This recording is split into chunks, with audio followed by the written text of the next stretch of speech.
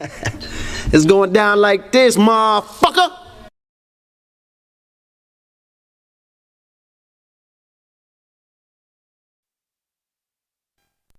This shit is crazy. The following Nigga get mad. Say, motherfucker, what you mean you ain't gonna let me in this funky joint? Much money I done spent in here, nigga. I knew your mama when she was horn. Huh, baby. Shit, bet I do it over time. Say that, nigga. Shit. Bar, bet the bar, off time. Shit, boy, I'm trying to make me some money. Boy, I'm hungry as a hog need slop Jesus. Shit, gotta be a Jesus, cause too many black folks. For what he has, he says that the only way that we can solve our problem is to unite together among ourselves, among our own kind, clean ourselves up, rid ourselves of the evils that we've become addicted to here in this society, and try and... Yes, he destroy black boys. If you destroy him as a boy, he'll never become a man. Yes, he destroy black boys. Yes, he destroy black boys. Yes, he destroy black boys. If you destroy him as a boy, he'll never become a man.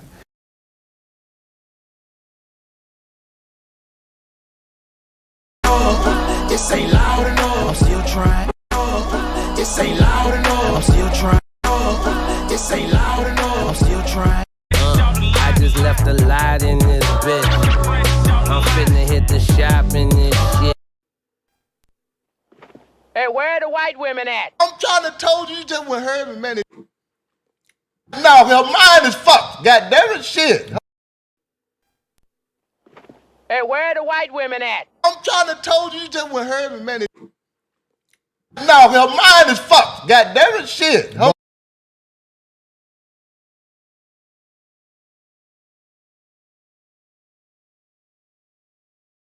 Your feet.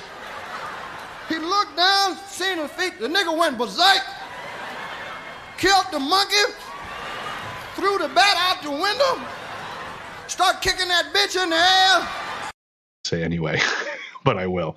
The way quantum entanglement works is that you can take two particles, quantum entangle them, and then take those two particles and move them at any distance in the cosmos. And let's just say, for example, if you quantum entangle two electrons and you have them spinning in the same direction, and then you take one of those electrons and you shoot that thing out 100,000 light years from the original. If you then rotate the spin on the one electron, if you modify it so that its spin changes, the quantum entangled electron at any distance will simultaneously in no time switch its rotation also, because they're quantum entangled. So these communication systems are taking advantage of this aspect of quantum mechanics that most people can't wrap their heads around, and this is what they're utilizing. It's just the new level of science that affords us the ability to communicate at any distance instantaneously. Can you?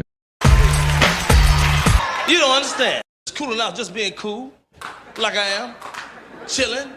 Group of you together, you never can tell. Group of you together, you never can tell who's who. I've seen a lot of black guys, Nipsey, but you're overdoing it. I mean, TikTok. A lot of the white content creators on TikTok get all of their dances from the black content creators. You're a philosopher? Yes. You're a philosopher? You're a philosopher? Yes. You're a philosopher? Yes. I think very deeply.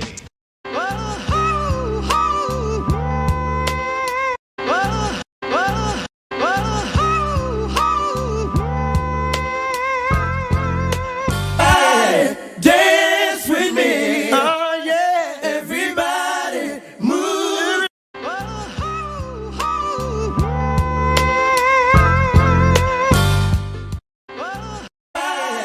Dance with me. Oh, dance with me. Damn white boys out there. Most of them is psychopaths and all that. They'll kill your mama's mama, and you... Decent white folk that still don't know they're racist. What the hell you want here, hunky? Queen of the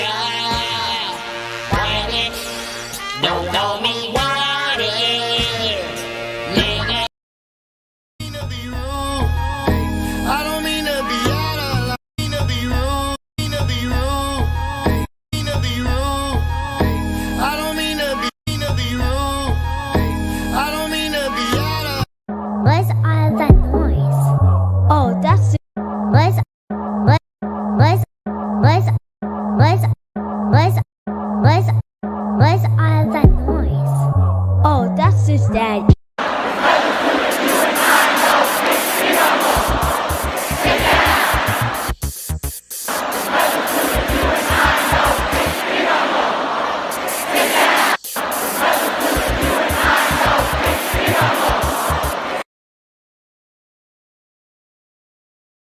Your lines are still open.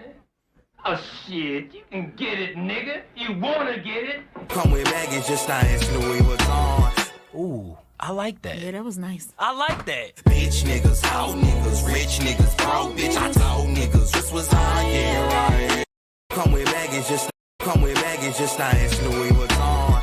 Ooh, I like that. Yeah, that was nice. I like that. Bitch niggas, hoe niggas, rich niggas. The Chinese platform, you already know they don't give a fuck about your black.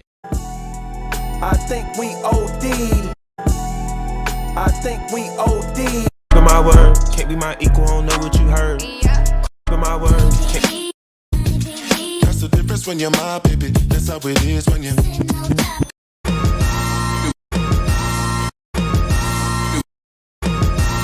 the styles on them like it's common. Used to snort cocaine, now I fiend for the check, yeah. I'm a walking dead man, is what they call me when I come. I hit the loot juice, it pulls up in the dude. Heavy, I'm a walking dead man, is what they call me when I come. I hit the loot juice, I hit the loot juice, I hit the loot juice, it pulls up in the dude. Heavy, I'm a walking dead man, is what they call me when I come. I hit the loot juice, it pulls up in the dude.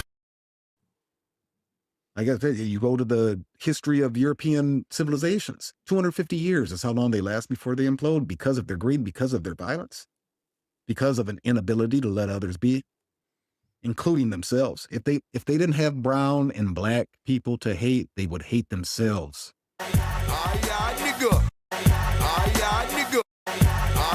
Nigga. Slapping folks is satisfying. She don't like me, but I didn't. Slapping folks is satisfying. Slapping folks is satisfying. Slapping folks is satisfying. Slapping folks is satisfying. She don't like me, but I didn't know. Guess it was underlying. Slapping folks is satisfying. Slapping folks is satisfying. Slapping folks is satisfying. I hit the lean and walk, lean, walk, lean, walk, lean.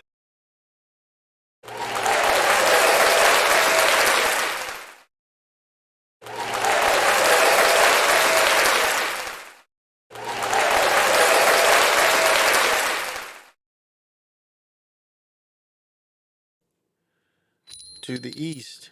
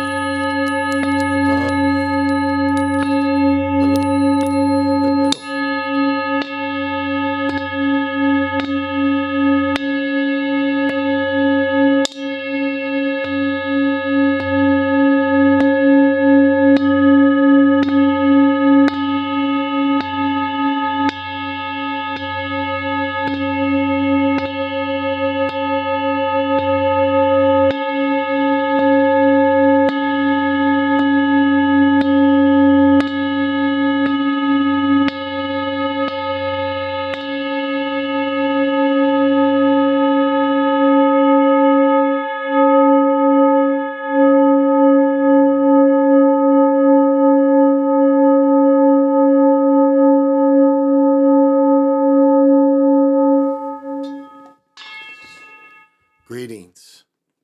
This is Big Pontiac, and welcome to the Chocolate Mountain Show.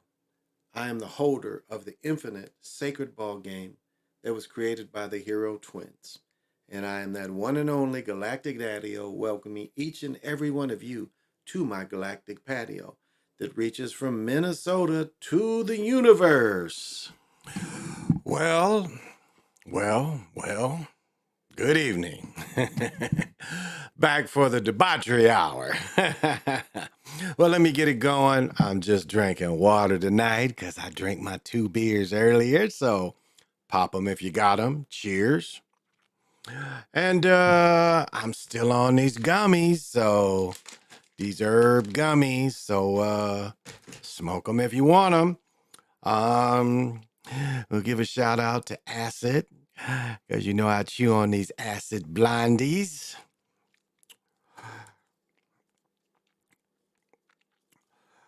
Well, Golden State beat those Lakers tonight. Steph Curry is a motherfucker. But they're a one pony show though. They're what they call it, a one trick pony. If everybody don't play well, they ain't gonna go that far. Cause when Draymond is hitting threes in the first quarter, you know they got something special lined up.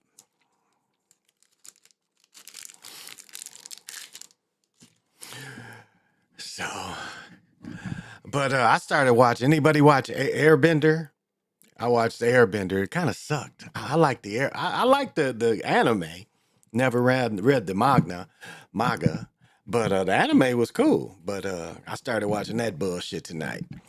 So Jamar, what is happening? Thank you for coming in. Jeffrey Lang, thank you for coming. Dr. Sinister. My bitches. You saying you can't control your bitches? I know you control your bitches. Oh, PJ Allen. I know he also controls his. My bitches. You saying you can't control your bitches? Nephlin, what's happening? Is that everybody? Go Dubs. Yeah, I think they still gonna trade Clay. Clay ain't great on defense. He don't get back that good. That's why they was talking about trading before, and that's why he's like, well, I accept being on the bench. That rookie plays pretty good, but I just Steph ain't gonna be. It's gonna take Steph to beat teams, and I don't know if Steph can beat more well balanced teams to stay on them dudes. So. But I like that clutch, that hoodie LeBron had that said clutch. Shit, that was tough. That was nice. That was nice. If y'all check that out, that was real nice. That was good marketing. That's why they kept honing into the hat instead of the shirt, if y'all noticed. That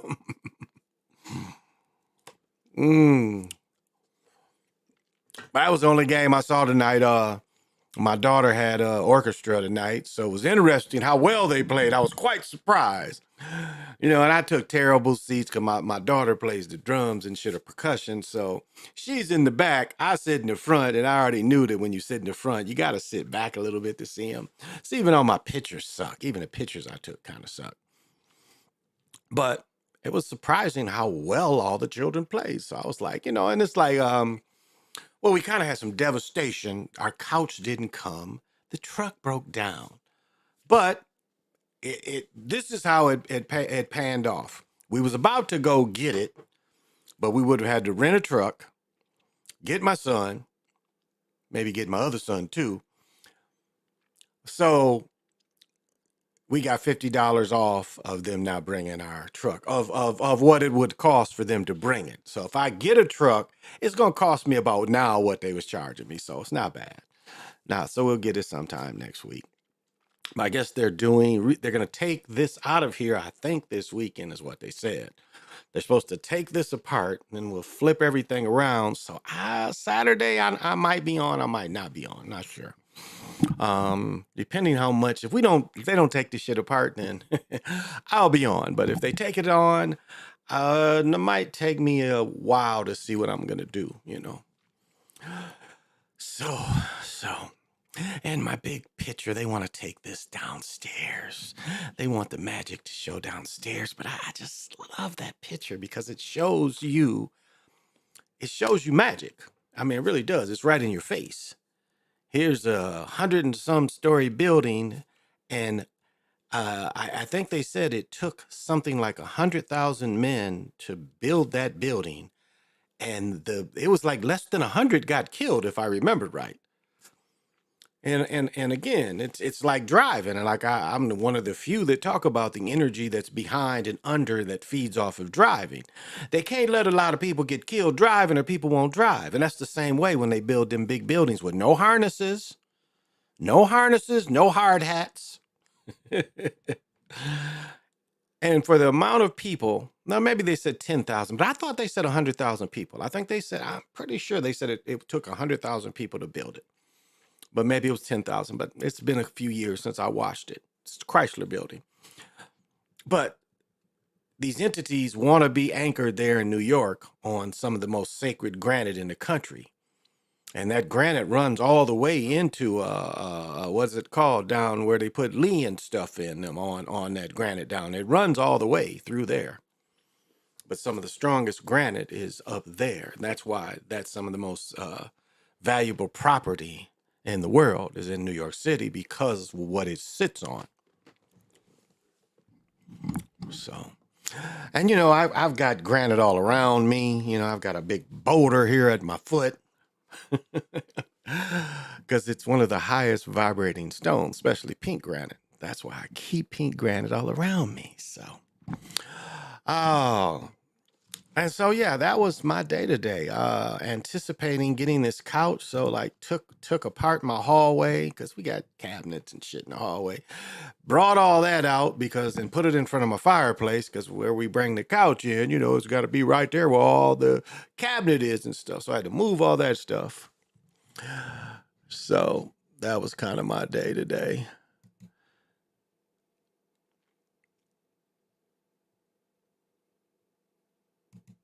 I guess it's always. Let's check this out.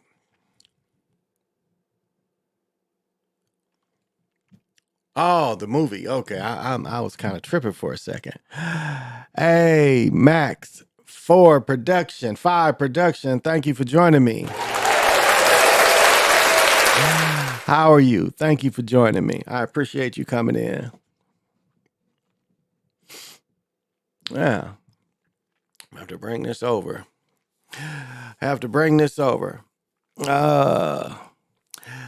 Thank you for joining. I appreciate it. I guess this ain't that big a deal. I can come back to it. I think it was trying to. Oh, okay. That's what he was talking about earlier. I don't give a damn about her. I was trying to. What? Oh, yeah, this dude. I think I read about this the other day. I was trying to see what was it trying to. Oh, this bullshit up here is what it was. Okay, I'm reading this bullshit. I guess I want to start off is ordered this yesterday. Amazon is a motherfucker, so I got some more She Legit. This is from Better Alt. And comes kind of like this. What's cool is they give you a nice little plastic top because this shit is really it gets hard, you know. So that top is really nice and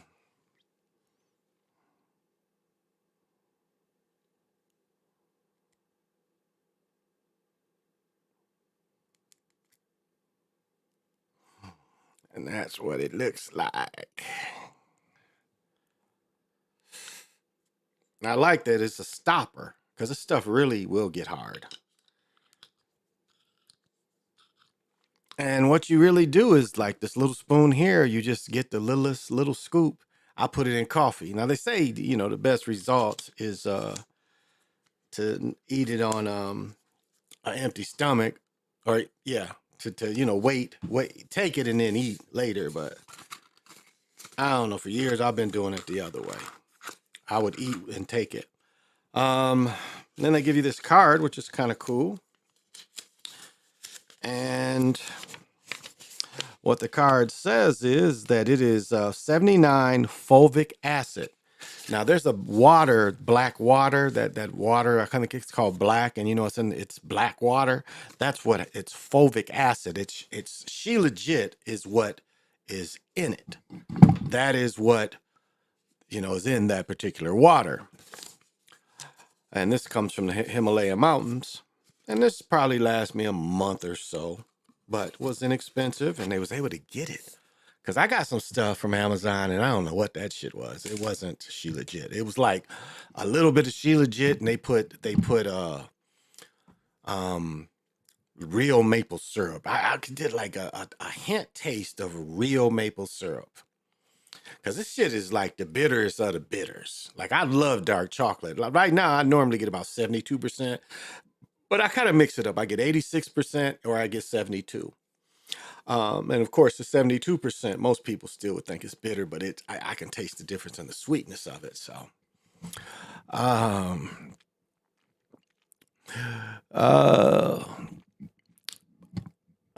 player from the Himalaya. Indeed. Indeed. Oh, and let me tell you, let me make sure I ain't got no stuff on me. And you know, She Legit is the bitters of the bitter. And I don't mind. I like bitters, so I don't mind it just raw. But let me tell you what else. I saw this. But these are 505 Levi's. This was the new haul today. You know, I love 505s. And these are 505s. And they're the baby blue cords. You can see right there. Outfit. No, but I got 2 pair of shoes that are baby blue. And so 20 bones, Ed Marshalls. Levi corduroys.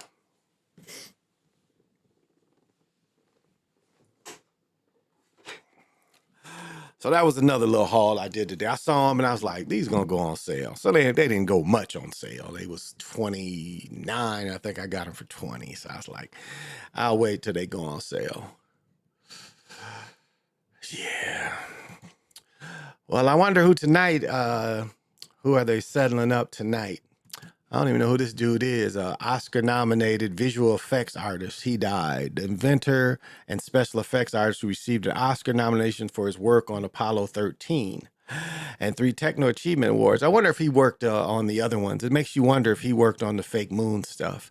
For them to say that the work on Apollo 13 was that good, I wonder if he had worked on the moon stuff. Let's get into him.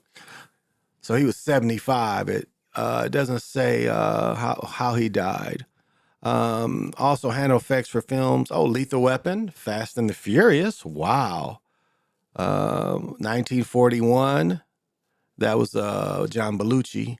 9 to 5 on Golden Pond. Goonies, The Color Purple. The Lost Boys. Pee-wee's Big Playhouse. Acrophobia. Natural Born Killers and Galaxy Quest. He won Techno Achievement Awards in 87. Automatic capsule.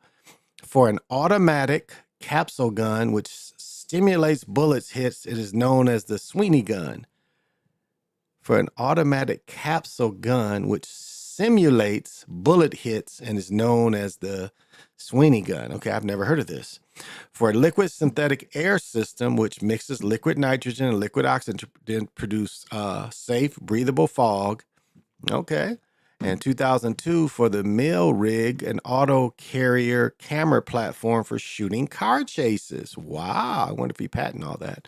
He shared his Oscar nom for Best Visual Effects on Rob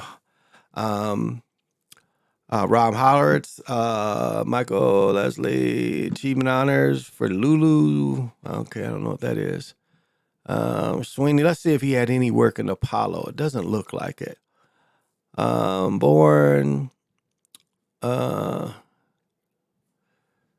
Let me see. Born in 48, Ray Sweeney and Strub, who died and launched Matt Sweeney Special Effects in 84. And to build a bullet hit capsule gun. Okay. So it's something that you could shoot it. So it's airsoft gun. So did he invent the airsoft gun? Because that's what they're telling you. This company expanded its line of products, including rigging equipment, stunt flying suits, Prototechnic devices, glass breakers, device for industry use before merging with Rogers Special Effects the start of this year. He married fellow special effects, and she survives him and his dog. Damn, he didn't even have any children. He had no seeds to leave his special effects. The dog get the money. The dog get the money. Like, remember when the dog got the Empire State Building? Chick left the Empire State Building to the dog. I don't think we did this chick. Here's another entertainer. Why is entertainer? It's just a mocking. Ronnie Stoneman, Hee Haw star. I used to like Hee Haw. Hee Haw's funny as fuck. I must admit, my father and I, when I was little, that was one thing that we'd watch. We'd watch Ed Sullivan, and then Hee Haw, and then Ed Sullivan came on after Hee Haw. Who is she? Ronnie, banjo player, comedian, and cast member of the long-running show Hee Haw, died. She was the first lady of banjo, second youngest of 23 children. Damn. They was musicians too? Wow. Damn, for his 19 recording of the sinking of the Titanic. Okay. Later, executive dates, blah, blah, blah. I was part of a family band, involved the band, the Bluegrass Champs. Okay. 60s, earned Billboard Country Music, including Tupelo Country Jail and the 5 Little Johnson Girls. First year, the Country Music Awards were held. The Stoneman family was named Vocal Group of the Year. Okay, and then somebody departed, blah, blah, blah. And she left the group and joined the cast of Hee Haw, working on the comedy variety program for 20 years. As comedian, banjo player, known for portraying Ida Lee Nagger. Damn, Ida Lee Nagger, huh? Ida Lee Nagger, wow. The Ironing Board Lady. She worked alongside artists Minnie Pearl, Buck Owens, and Roy Clark. Okay, yeah, I remember her. I remember her.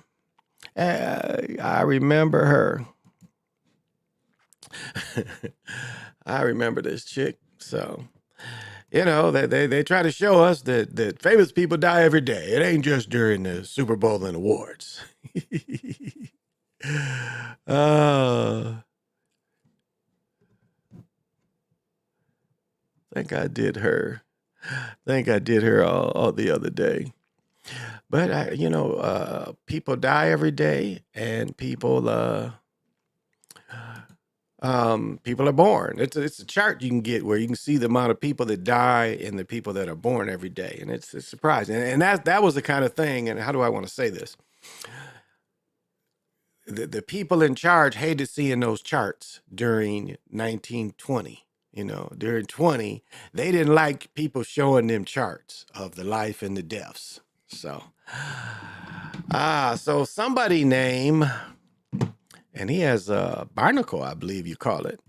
Like this, like what year where you wore a barnacle was that cool? So he was a character sculptor for Aladdin, The Lion King, and Caroline. He died at 68. Doesn't tell how. One of the few artists left the industry who still sculpted in clay. He was a key player in the Disney animation renaissance of the 90s. Later, he helped Lake Studio become a top-notch motion powerhouse, stop motion. Along the way, he was entrusted by animators to bring two-dimensional drawings to the three-dimensional world. His first Disney credit came in Aladdin in 92, followed by the studio films Thumbelina, Lion King, Pocahontas. Yeah, a lot of these movies, they did the same thing over and over again. Did you guys ever check that out about Disney? Literally, they would just change it'd be a different character. But they would literally have the same scenes in movies. Disney was a lazy animators, where they would have these movies and put the same scene and they would have the character do the exact same thing, and they would just put a different background around it. That's how lazy they were. They would use that kind of thing over and over again. Hunchback of Notre Dame, Hercules. So he sculpted characters for Caroline, Paranormal, and the Box Trolls, for which he designed the film's villain, pet exterminator Archibald Snatcher. Is a term that goes, marquette is a term that goes way back to Michelangelo era that means model of something that would transform into a larger scale. I sculpt a marquette in a character moment that personifies who the story is. I have to put my body language, blah, blah, this guy. I try to capture their likeness, the second 3 sons. Whole time I started doing my own thing. He spent a lot of time on farms and never attended art school. Wow. Left job carving. Okay, carving wood is art. Melton left his job carving and cutting grass, wood and grass. Okay, so he's cutting trees. Silver Dollar City Amusement Park and headed to Los Angeles. He landed at Hanna-Barbera Company as the first staff sculptor. So this dude had no... So let me get this right. He had no experience being a sculptor. He could just go out there and show up and they would give him the top job. Carving wood, his job carving wood and cutting grass. So, okay, carving wood. Yeah. Not cutting wood, carving. Yeah. So I guess he did have some talent because he could carve wood. He sculpted characters from Flintstones. Jefferson worked in 88 animated show, The Completely Metal Misadventures of Ed Grimley, based on Martin Short's. Okay, I remember that one. That was kind of stupid. He also freelanced, created sculpture, Tiny Toons for Aladdin, and worked on the first computer animated character ever done in feature film. The Cave of Wonders, tiger head that talks and moves. When I saw it on film, I said, it's alive. So, I don't know. This is some motherfucker that did something at some time. I've seen that Disney was mad lazy. The same scenes in multiple movies. Yeah, exactly. Hey, Bishop Macbone, thank you for joining me. I appreciate it. How you been? Yeah, very, very lazy our artist. Very lazy. And so, it's just showing debaucheries. Let me see. Who is this? See, I was talking about this dude the other day. This is, whoops. Nope. Right here. This is, I believe this is Sam Giancano, Momo Giancano, I think. They say the gangsters. Now, I was talking about this the other day. One thing they hated about Al Capone, as Al Capone, was out there flashing in the paper. And that's one reason why, the mafia kind of helped him go down too, because he was too, if he really did go to jail. Very, very unlikely that he did go to jail. But I think a body double went to jail. Lucky Luciano. Heroin dealer and pimp. They had put him out the country for selling heroin and being a pimp, and put him out the country. But then a thing called World War II came back, and all of a sudden they needed, connections in them ports in Sicily. Because, to be in the mafia, you got to be Sicilian, from Sicily, not from Italy. And all of a sudden he's back in the good graces, and they still deported his ass. And he died about my age. He died. Bugsy Siegel. Now, again, this is something that people don't understand about gangsters. Gangsters, a lot of them was Jewish faith people like this gentleman here. Hyman Roth in The Godfather gives you the prime example of the Jewish faith gangster. But who do you think? You automatically think Italians when you think of gangsters, but you don't think of how many Jewish faith gangsters it was. And this is a prime one. Look at that. Look up that picture where he gets shot in the eye. Again, an agent right here. An agent. This is the guy who fixed the 1919 World Series. And again, this is a Jewish faith gangster. This guy is very not known. I'll read about him. One of the notorious bosses in New York before Luciano Rothenstein was a successful gambler, businessman, and racketeer. He transformed the way organized crime worked by turning into something that ran more like a corporation. One of his most notable achievements was the fixing of the 1919 World Series, which he paid the White Sox deliberately to lose another team. He profited on that loss by betting against them. However, Rothstein never indicted as prosecutors could find no evidence against him. Once prohibition went into effect, Epstein got into bootlegging and became one of the wealthiest gangsters in the history, with a wealth of over $10 million back then. Eventually, his luck ran out. He was shot in 1928, reportedly due to a gambling debt that he refused to pay, ironically because he believed the game was rigged. John Dillinger, bank robber.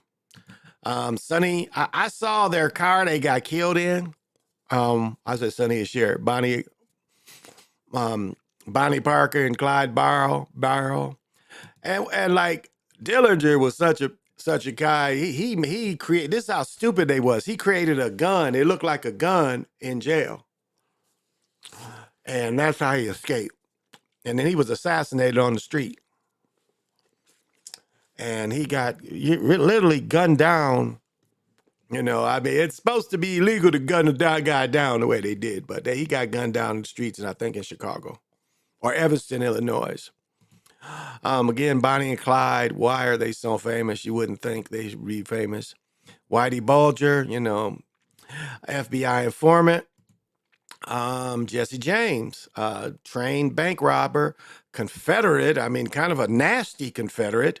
Did a lot of giving melanated people problems up until when he started robbing banks.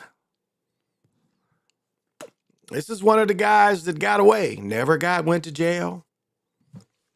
You know, died old man like he's supposed to. And his crime, this is who eventually, Castellano took over, but it was Carlos Gambino, head of the Gambino crime family. It was part of the criminal organization led by Joe Mazzara. He was the main rival was Salvatore Marziano, which may sound familiar because it mentioned the Luciano worked for and murdered him. Right. Marziano and Gambino fought each other in the Castle Mazza War. Once Mazzara was eventually murdered, Gambino became soldiers under Vincent Mongo. Gambino was eventually arrested in 1937 and served 22 months. That's all he served. Switched his allegiance to Anastasia and Mongo murdered. And now the power struggle got more complicated. In the 1950s, the Genovese family wanted to move against Frank Costello. And so they all allied with Anastasia. They left Costello, but they wounded Costello, but failed to kill him. Nevertheless, Costello retires, and then Gambino and Genovese plot to kill Anastasia. They killed Anastasia in a barbershop. He became the new crime boss, is renamed Gambino. Obviously, later, Luciano teams with Gambino to take on the Genovese by implicating him in a drug deal going bad, after which Genovese was sentenced to 15 years in prison. Gambino has a good run as a crime boss until he died, so he's one of the few that got away. Frank Lucas, agent. Oh, this is Lansky. I'm sorry. This is not Moo Garcia. This is Meyer Lansky. Again, Jewish faith. This is a Jewish faith gangster. Jewish mob, as well as other problematic figures. He was Luciano. Early, he was a good friend with Bugs. He grew up with Bugs. Attempted control of Flamingo Hotel in Cuba. Lanksley attacked a secret meeting, discussed Bugsy taking over operation. He was not successful running it, so he began to lose money, and so they had to kill him. He's the one that got caught on tape saying, "We're richer than U.S. Steel."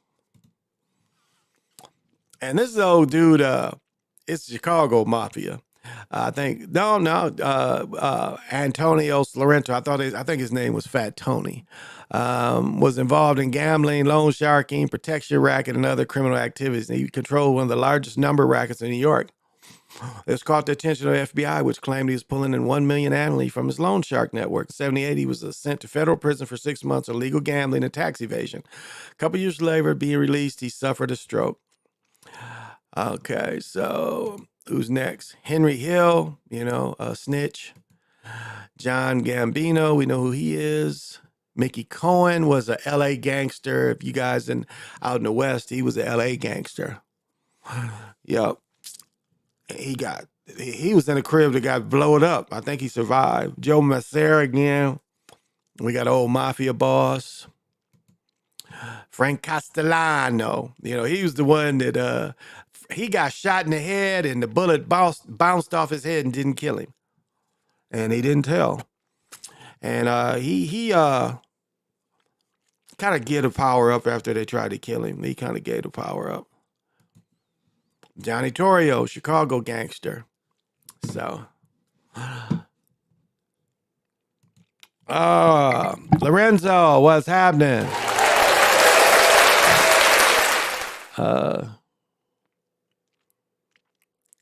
And you don't mess with doing the thing said that the Italian, is that what you mean? Israelian, yeah. Well, I mean, yeah, they've always been gangsters in New York, they've always been gangsters in New York. So, but you know, with the way that Hollywood and everything put it out, they just put it out like it was just Italian people. You know, like only Italian people was the ones that were the gangsters, when in fact it was, you know, just as many Jewish faith people that were gangsters. So, little history for you. Hey, who's this brother? I ain't hip to him. We are hip to this dude. Guess it was his time. Reuben Jackson, poet, jazz scholar, and radio host, dies at 67. Did we do him already? When did he die?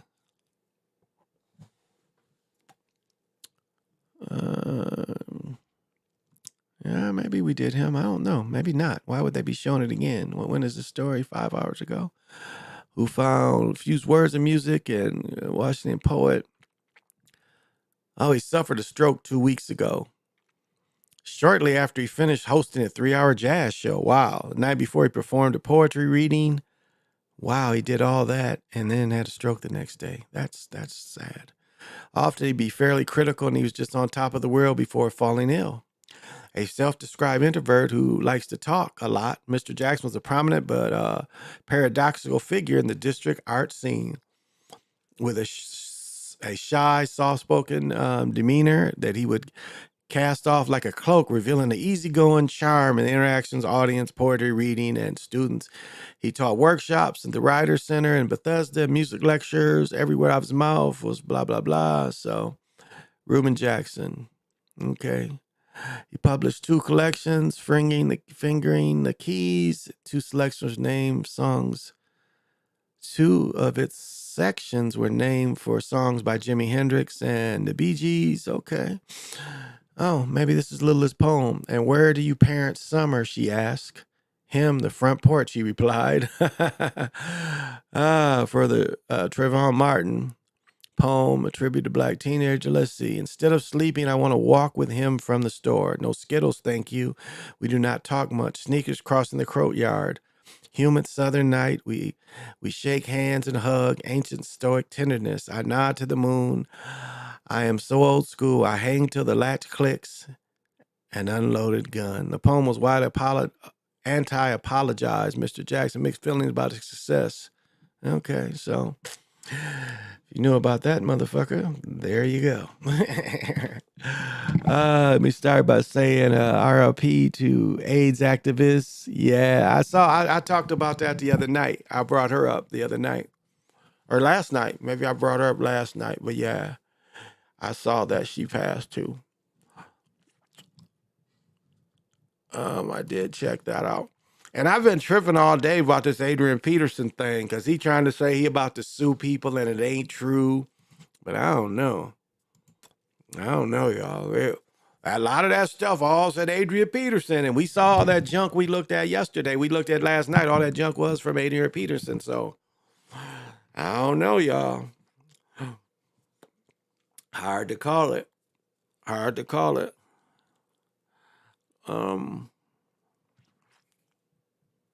Who is it?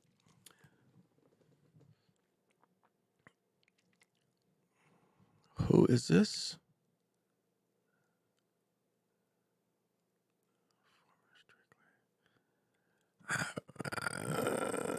Okay, I don't know who this is, but maybe y'all can hit me to it. Maybe this guy right here died. Damn, he's really fast.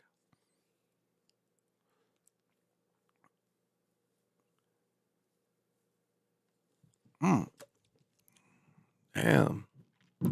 So that's him. The family. Let's see.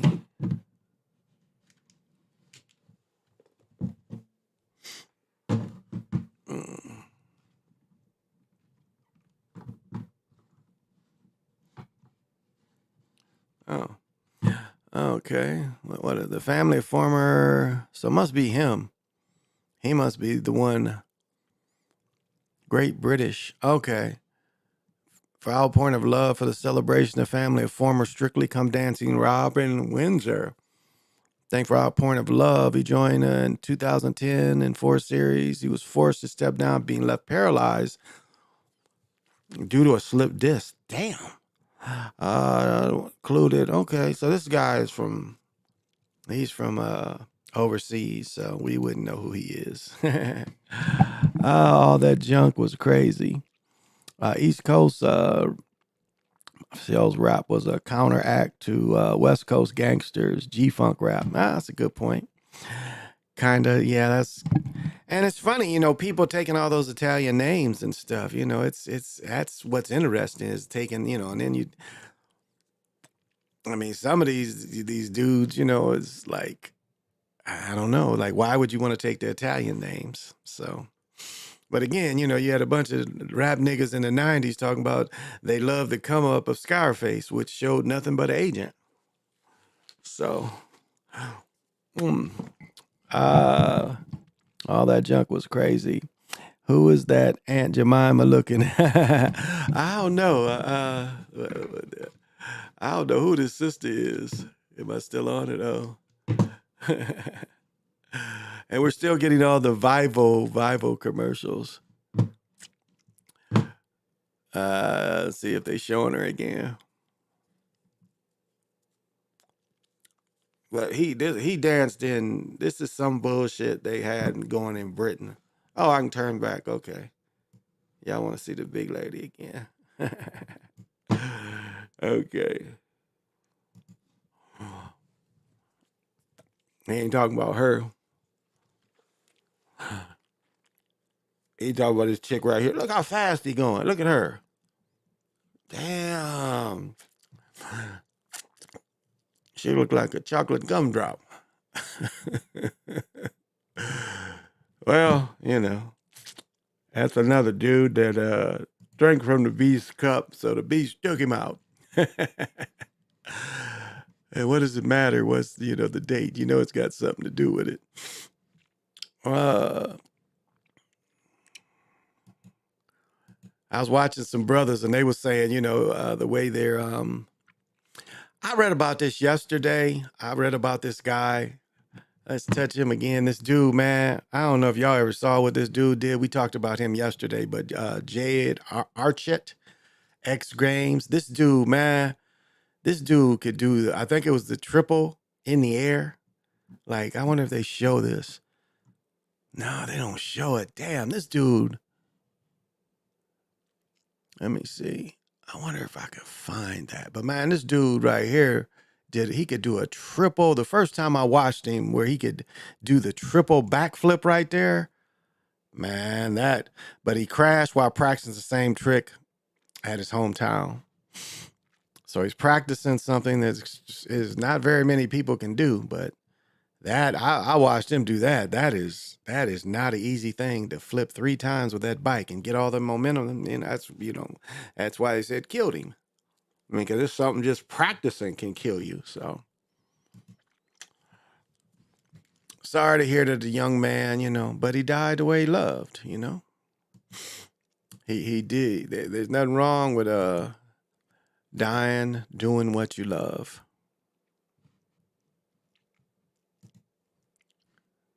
I don't know if y'all know who this motherfucker is. I don't know. Ewan McIntosh dies actor fame from role as Big Keith and Ricky Gervais comedy The Office. Well, he was only 50. Damn.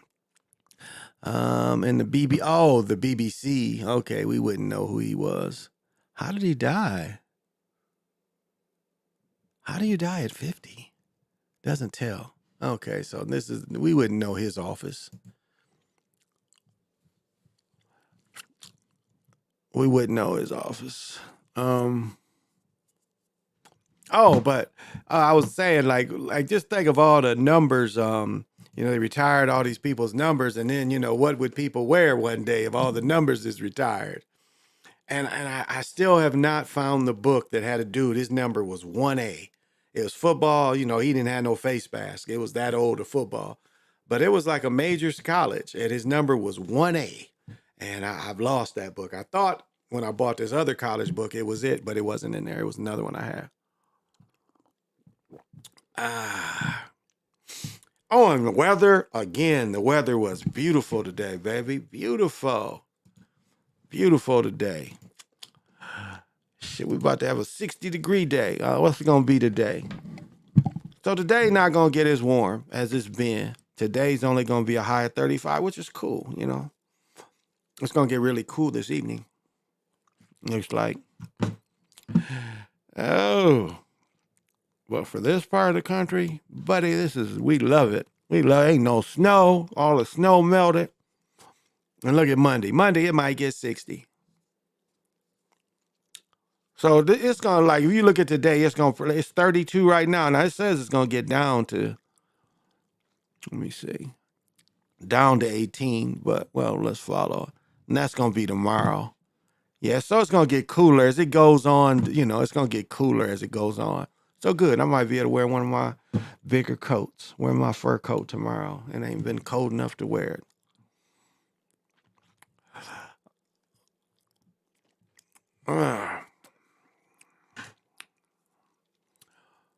So, you know, we got nice weather up here, and that's great. That is great. But I was thinking, like, I compare this to like the winter of 11, I think it was. Yeah, the winter of 11. My daughter was born that August. Yeah, and we still live. Yeah, the winter of 11.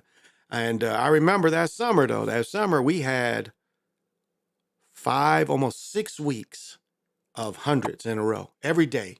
We had 6 weeks of 100 every day.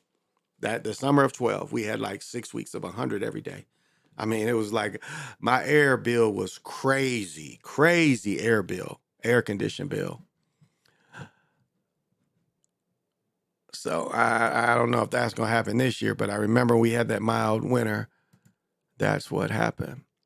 And for those of you that need to follow your money, gold took a $1.10 loss since yesterday.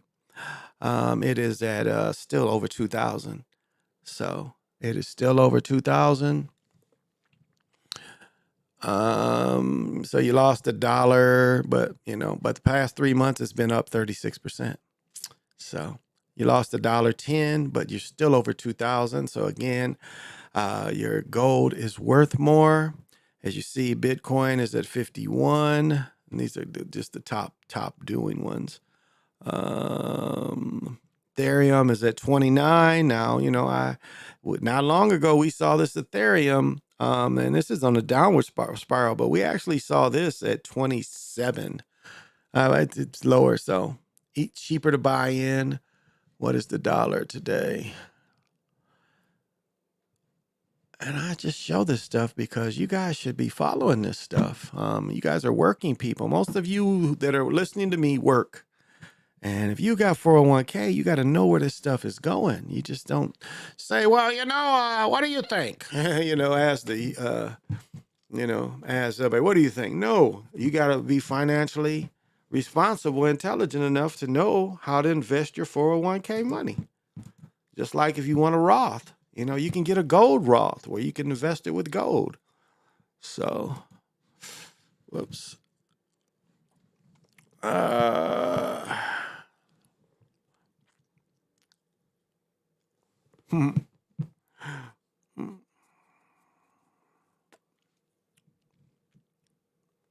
Yeah, I still look at this this marathon world record holder, and how he got killed. I mean, that is a big sacrifice for Kenyan.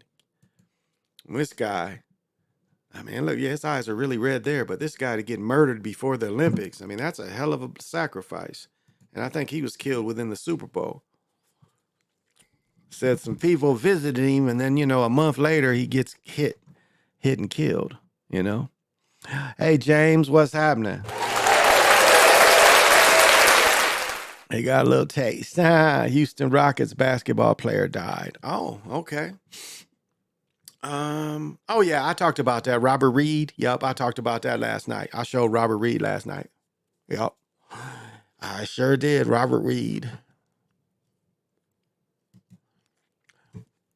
But it's funny, I was listening to some young brothers tonight, and we was talking about it, and it was like, he said he put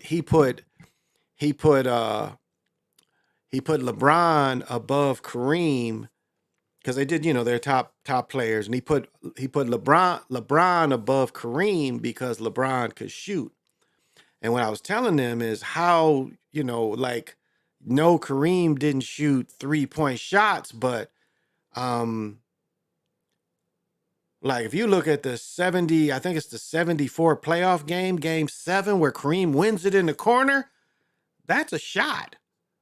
That's a shot. And you can go back to watching Goose Tatum and Meadowlark. They would, Goose Tatum, who started it, he would hook from half court on one side. He would turn around and do it on the other basket. He would do it from both baskets. And if you watch basketball in the 40s, before really the 30s and 40s, before the jump shot was invented, everybody hook shot. So a dude would be deep, out in the wing, and he hooking from the wing. So, a hook shot still could be used. I watched a player the other day do a hook. He went to the lane and threw a hook up. Bill Walton is the one that really stopped people from doing the hook is Bill Walton. Bill Walton turned it into a jump hook, where you ain't really got to do that whole turn your body, where you can just, go straight up. And that's what most people do today. That's what people do today. They do the jump hook.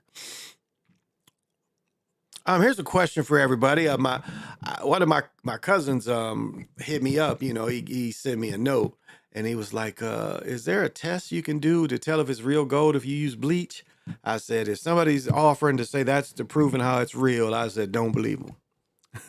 I said, "The best thing is if you can get a little file, and kind of file into the gold, and if you ain't got to really destroy much of it, but you can kind of." And you can see if it's silver or it's plated. You can see if it flake, the way it comes off. Or the simplest way is take it to a pawn shop. Act like you're trying to sell it. They'll tell you exactly what it is. If it's fake, they'll tell you it's fake. But don't go buying gold or coins or diamonds on Facebook Marketplace and trust somebody.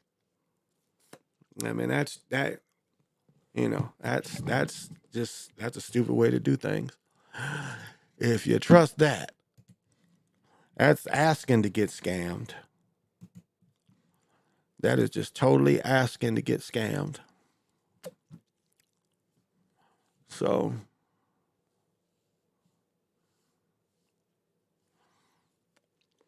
but the world is a motherfucker today. You know that?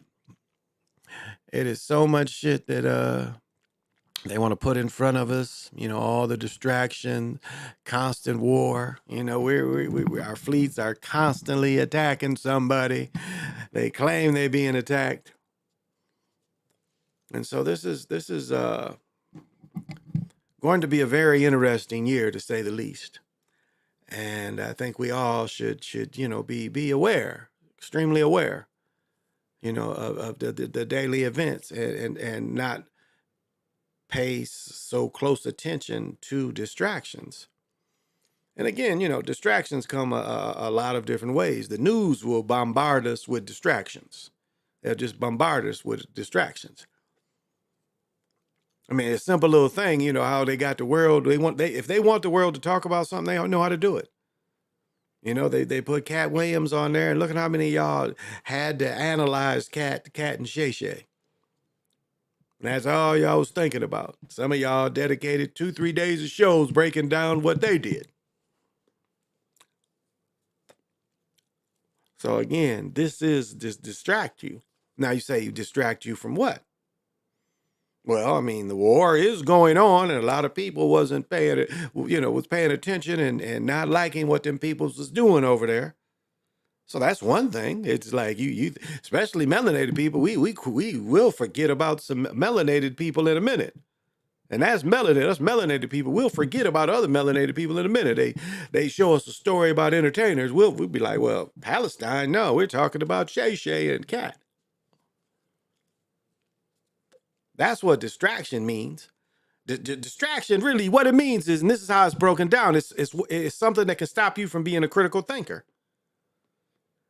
Something that would come in the way of you being a critical thinker.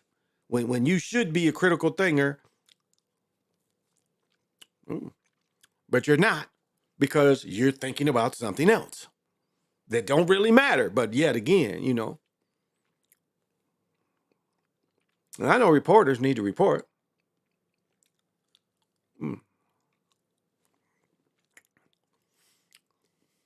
I understand that, but I didn't report on that shit. I think it spoke for itself. Oh.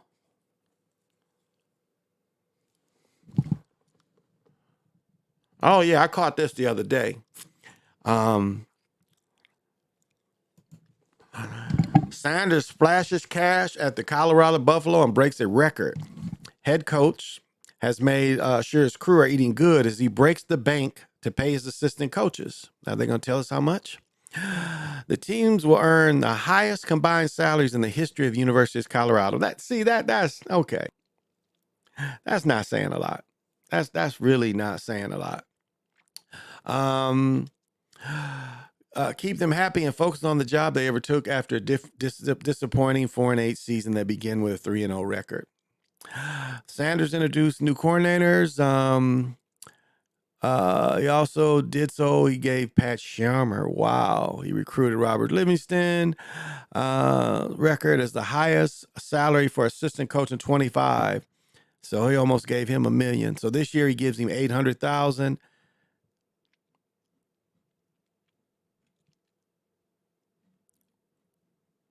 Okay, so he's gonna get almost $2 million in these 2 years. Pat Shermer, well, he was a head coach in the NFL. And again, he's kind of getting a similar deal. Okay, Dion. Pay your guys. Salaries, $3 million, but it's not close to what most expensive. For example, Blake Baker will earn 2.5 at Tigers assistant coach. Garrett Riley will earn $2 million at Clemson. Sanders himself will earn $29 million across 5 years. So that's only about $5 million a year, right?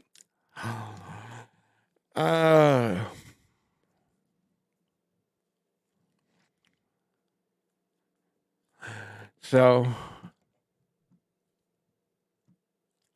about $6 million a year, excuse me. Yeah, about $6 million a year. But I've been catching that. I've been catching that lately that went on. I didn't know he talked to Coach Prime. I never saw him talk to Prime. Shay Shay talked to Prime. Is this Shay Shay and Prime? I don't know. I don't care about them. I don't be listening to that shit. Oh, him and Johnny Manziel. I really ain't gonna listen to that. I really don't want to hear him and Johnny Manziel. Fuck Johnny Manziel. So now I don't listen to the Talking Heads in the mornings anymore. Because I don't really try to use their stuff like I used to. And keep their stuff. And all the good movies come out next week.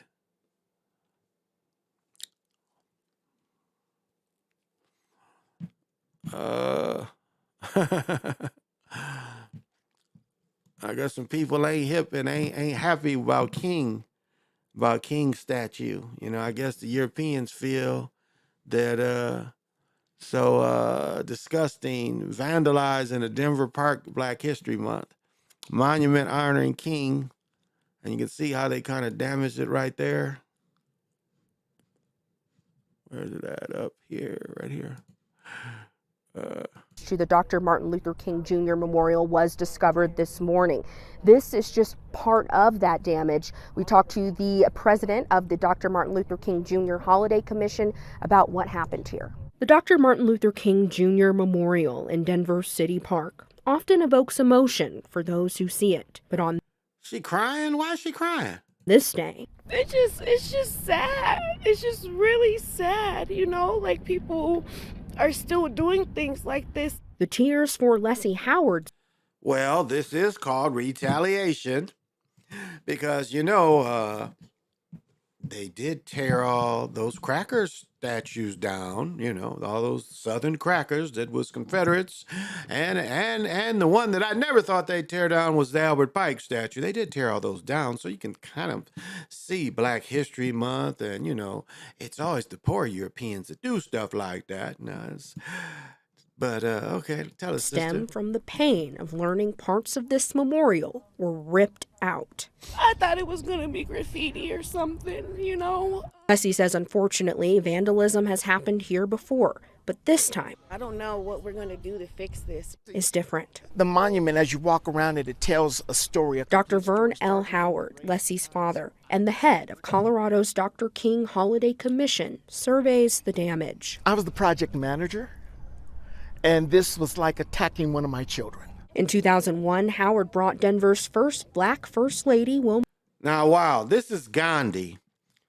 This is now see this just tells you that this is not telling you the whole story. Gandhi was one of the nastiest persons to our kind of melanated people. Gandhi was in South Africa, and he ain't have look up Gandhi's writings when he was in South Africa. But yet they got the nerve to have Gandhi on here. And then we've got the light-skinned chick, you know, they didn't like the pregnant girl who was pregnant by a 30-some-year-old man. They didn't like her, so they put this girl in place. This is a fake character, too. Rosa Parks is fake character. You got extremely racists that did not care for our people in the least bit. But you got him there. Why? And then you got this fake character and even King a little bit. So, crackerjacks, indeed. You know, I don't mean to be rude. I'm not talking about individuals out there. I don't mean to be rude. That's what I put in my opening. I don't mean to be rude. You know, this shit is, it's just a lot. Some of it's just jokes.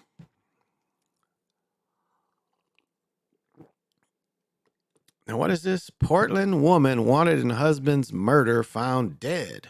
Okay, that sounds like some debauchery. Let's see it. Portland woman wanted in husband's murder found dead, police say. Portland woman was suspected the murder of her husband was found dead after nearly a month on the run. She was found dead for apparent, so she killed herself. Wow.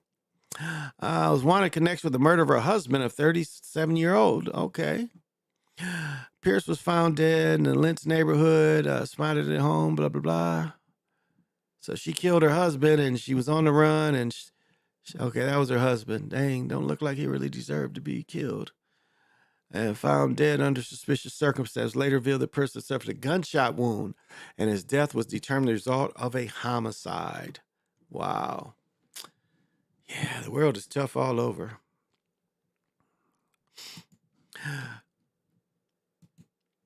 The world is tough all over. Oh, who is Tank Davis gonna fight? Who is he gonna fight? One of the biggest blah blah blah. Who is he gonna fight? He is going to fight and Frank Martin have agreed to a deal late spring, early summer for Tank's welterweight lightweight title. WBA, Davis's legal team. Legal trouble sidelined him in the second half of last year, but now he's back versus a legitimate fighter. Yeah, this guy is Tank's ESPN, isn't he? Yeah. And I think he's ESPN too. So, all right. What's the other guy's record? 18-0. Yeah. He looked pretty good in his last fight. This guy looked pretty good in his last fight. So,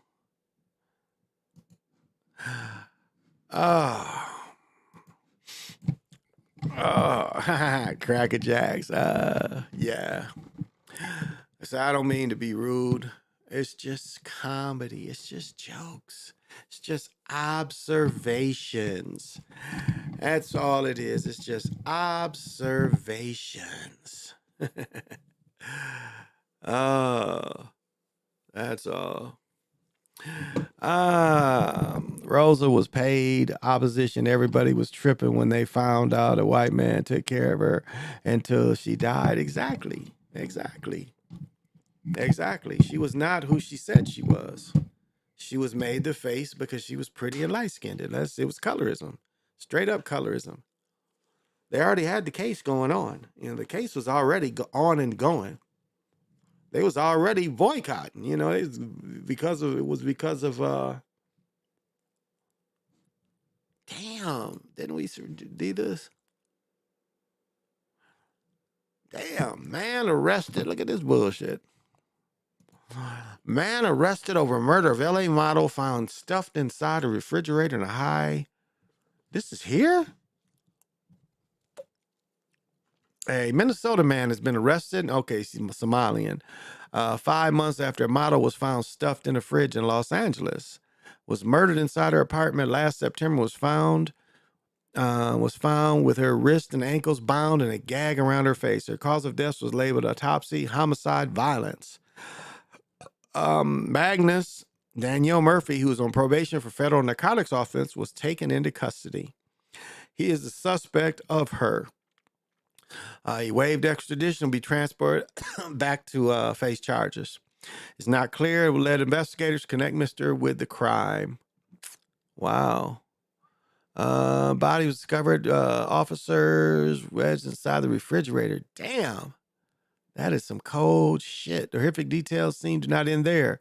The autopsy said the model's wrists and ankles were bound and tied to each other and behind her back with a mix of various electrical cords. Damn. Oh, my goodness. My goodness. My goodness. Things are tough all over. But yeah, this Black history stuff is a lot of it is fabricated. I know Dane and Turtle Gang go back and forth about how true is Harriet Tubman, how true is Nat Turner. I mean, if you look at, I don't know, I just like it,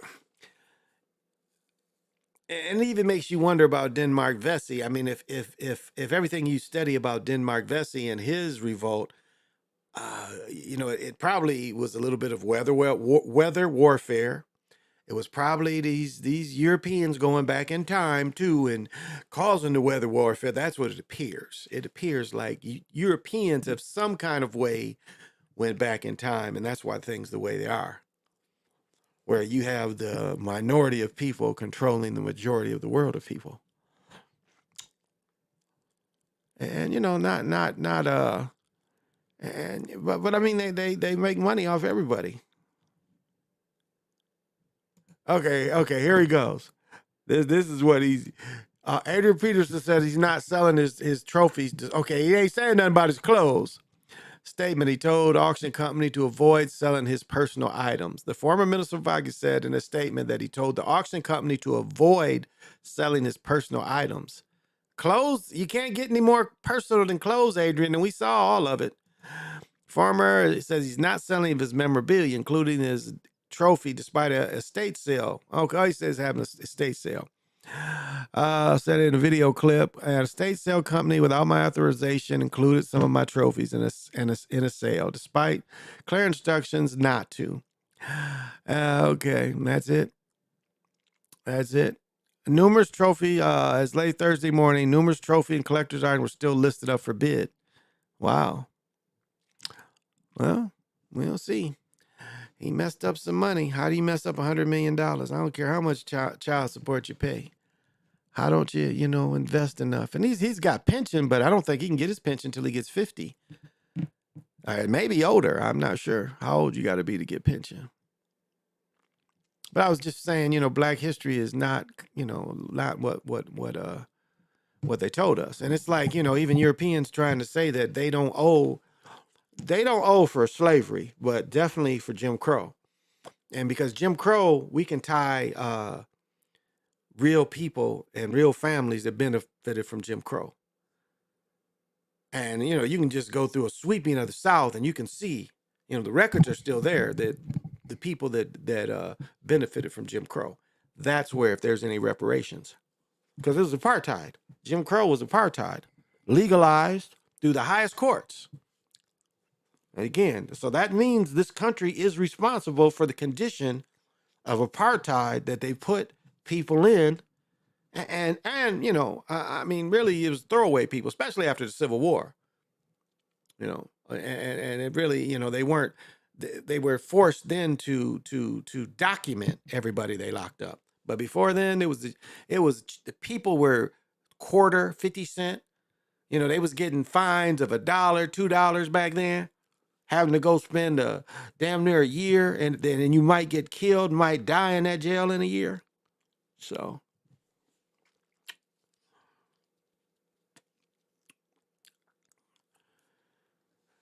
So, that's where the money should come from, because there's people still that benefited off of that.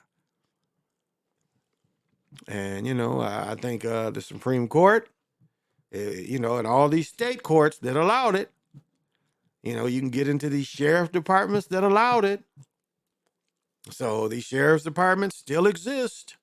So they are responsible still. They don't like to hear that, but that's a fact. But yet you can give all these bombs and stuff to these other countries. They'll scream that America ain't getting paid, but, their soldiers got to work regardless if they get paid or not. You know that. Soldiers got to work regardless. Just because soldiers aren't getting their money,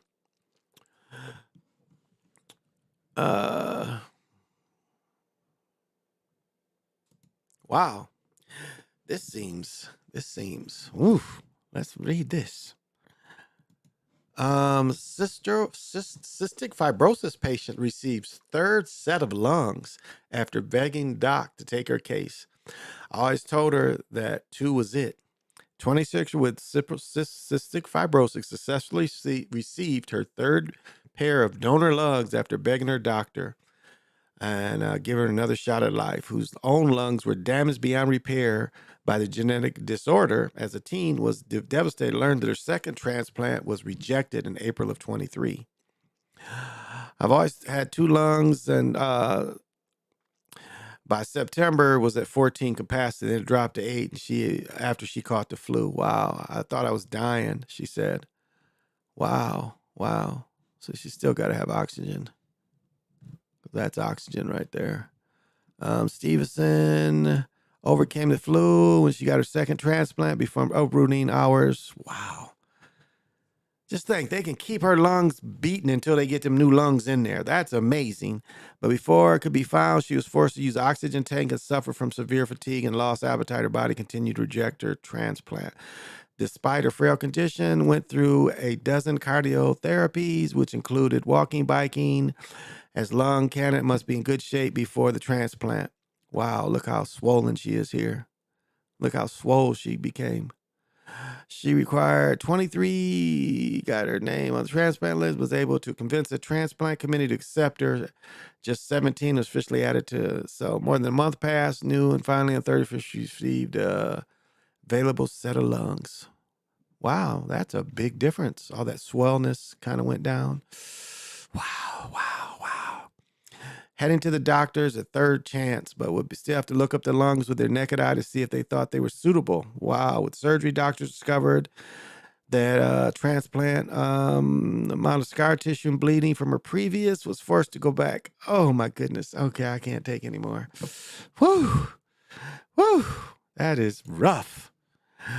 Oh, my goodness, that is rough. Tell them to get them whack-ass clothes off there. Oh my goodness. We have to, that's rough.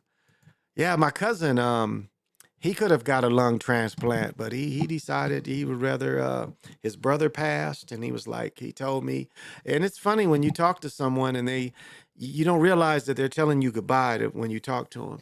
And that's what was happening. He was really literally telling me goodbye, and I think back about it, because he's like, I ain't afraid to die no more, And that's why, the spiritual work I had to do for him was so easy because of that. But it was like he was kind of telling me, he was going to, he's going to die. He's got tired of, it's funny, when he said he got on oxygen, he couldn't get in women anymore, Now, I don't know, if a woman mind if you hooked up to the oxygen tank while you're getting some, or, if you're getting some and, you take it off, does that take too much energy? I don't know. I didn't get it all that with him, but he said his pimping went down after, after he had the oxygen. He really couldn't, date anymore.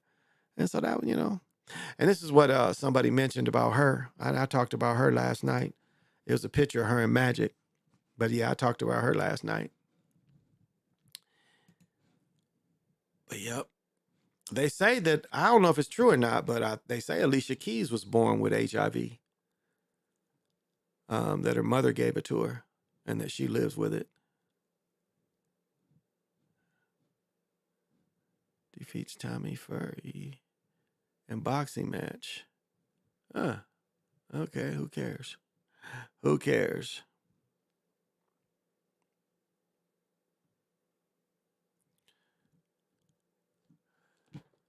Oh, gosh. I don't think I went to bed till about 4, and I still woke up at 8 o'clock. Should got up to pee and just stayed up. But I slept hard, so that's what they say. Get that good hard sleep. Oh. But man, I was saying, like, I text PJ, man, that Russell Wilson number 3, I bought the Seattle one because it was cheap, and I think it was $55. I almost bought it. And then they got a ball jersey that was like $50. But the thing I really might go back out there and get is they got some of them, the white Globetrotter shorts, and those are kind of nice. Those are kind of nice. So I must, so I think, for the weather, well, the weather's nice, but might have to get them. I'll see if I'm gonna get them or not.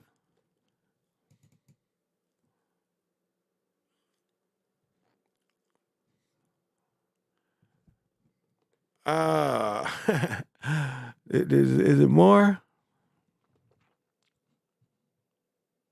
Oh, okay.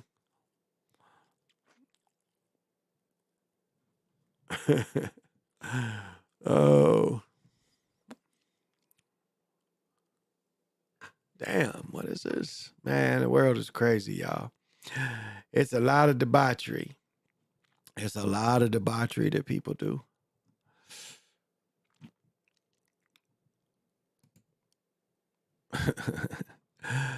And I think up here they about to have the funerals for the cats. Yeah, there's really no more story about people getting shot. I did catch one story I wanted to talk about if I can remember it. I thought you got first, just woke up. I thought you had just got it first. I had just woke up. Oh, okay.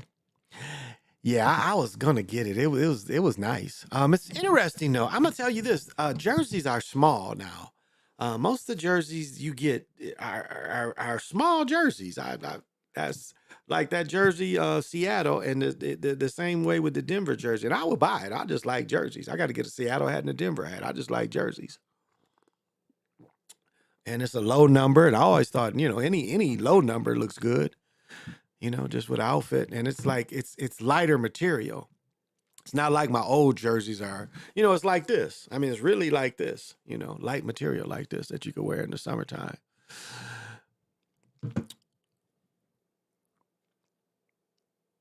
Oh, so the funeral for the officers is going to be next Wednesday. I might go, take some flowers up there.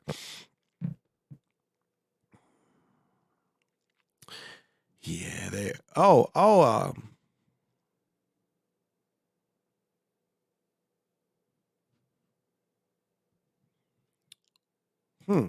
Let's check this out. I'm not hip to this story. Let's check this out. They'll tell us about it.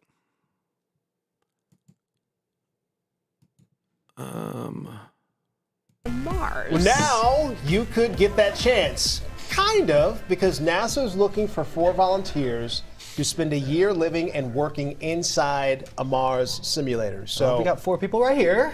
Oh, well, I'm not going. Oh, you're going to go? Let me put that out there right now. I'm not going to live in Mars. I'm not going to live in the simulator. It's not happening. I'm not doing that. Also. Okay. Well, they're talking about people being in Mars, and yeah. Are you going on this extravaganza? No. Are you going? Whoops. So we got 0 people right here. It was all or nothing. It was all or nothing. Oh, okay. So this simulator, I thought you would be the one. I thought you'd be the one too. Oh goodness, no. It's a. Okay. Yeah, I guess what the story is they want to they want some people to spend a year or so in a simulator like you're living in Mars. And to me, it's the way they're going to copy it and try to make it look like Mars, because that's all it's going to be.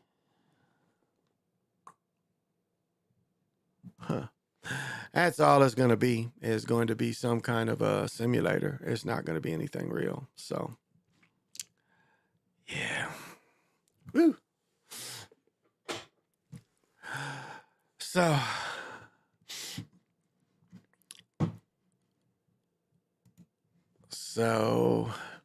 if some of y'all want to sign up to go to Mars or act like you're on Mars, they're going to make you wear the space suits and shit. If they would like grow me mushrooms and let me take edibles, I would go. I'd live there and shit. I'd tell everybody I lived on Mars, sending all my mail to Mars. You know, I'd be up in there and shit, be like, hey, put a pickleball court in there. Give me a couple people to play pickleball with. Hey, L Reborn, Amarun Khan, what's happening? Thank you for joining. I appreciate it. But I would do it. That would be the price, though. I have to at least have that. I have to at least have that little bit. At least that little bit to go on Mars. You know, my wife had to take my wife. You know. Tell my family that I'm going to space for space practice. If I can smoke a blunt, there you go. Yeah, it'd be like, hey, indoors you can smoke. You know, but that's the new ruse they want to do to spend a lot of money. They want to tell you they're going somewhere else. But yeah, you can find on the internet where they just ask them. They said, where's all the paperwork on how to get to Mars? We don't know. It's lost. So you lost all your knowledge of how to get there. But I mean, it just doesn't make sense. Oh, that's what I needed right there.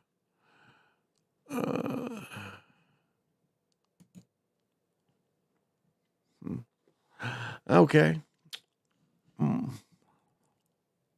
Yeah. Oh, that's not okay. That's fine. Don't know.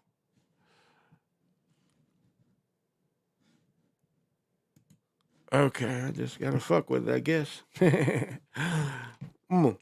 But yeah, I don't know that too many melanated people. Well, there's a lot of different kind of melanated folks in the world, so maybe they could convince some melanated people to go in there. And do you think they'd want you to have sex on Mars? Because I imagine if you went there long enough, you know, people would reproduce it. I wonder, you know, could you go there and get some knowing you in that capsule and never gonna get away? Like,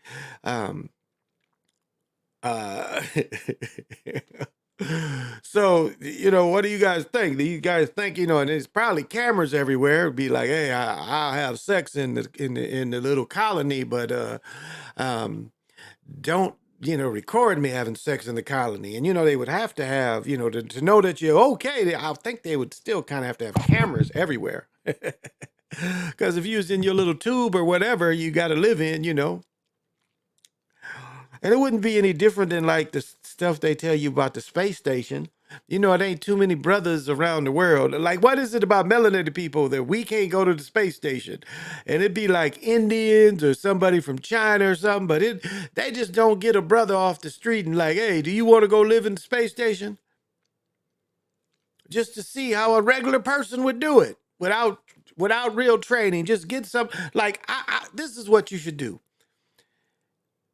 Get a crackhead and let a crackhead live in space. Feed him his crack because he probably couldn't smoke it, so you'd have to give him a pill or something like crack, and just check him out. Like, would he be stealing and shit up in space, or, you know, would the space kind of give him, you know, a different perspective when he got high, you know?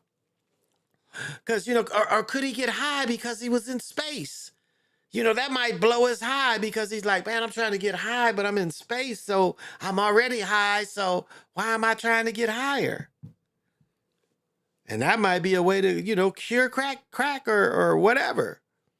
I think you could still shoot heroin in space. I don't know, though, the pressure, the needle, the pressure, do you think you could still? I don't know if you could shoot heroin in space, maybe. And I think you probably could smoke crack in the space station? I imagine you probably could. I don't see why you couldn't smoke crack in the space station. I think the oxygen is not the oxygen where it'll blow the fuck up. It's regular oxygen. So I'm pretty sure you could ignite a little flame. You know, it ain't like the motherfucker gonna be walking around with the flame going on, you know?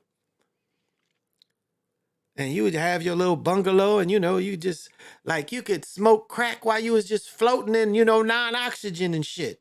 You know, you would be in the non-oxygen and you would just be smoking crack while you was floating and shit. That would probably be a nice little high. You just smoke crack, you know, and be floating and shit and blow the smoke and the smoke just stay there and shit. And then you could suck the smoke back in. I mean, that might be kind of fun if you think about it.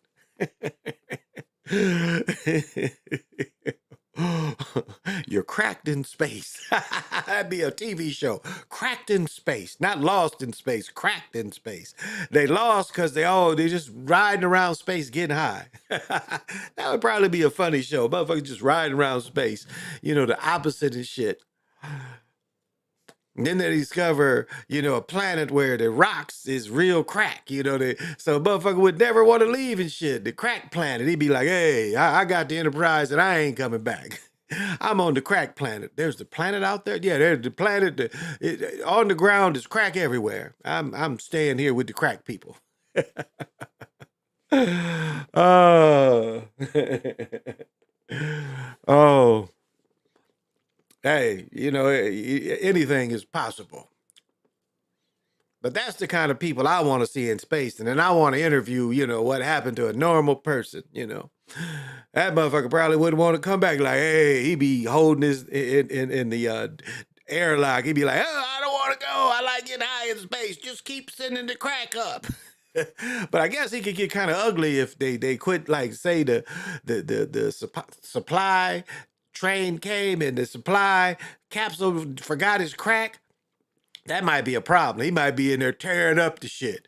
Man, I'm gonna tear all this shit up until y'all bring my crack. Fly that shit up here. I don't give a fuck how long. Get your space shuttle, whatever the fuck, and bring me crack, or I'm tearing this motherfucker down. I'm gonna start fucking these people up in here if you don't bring me my crack.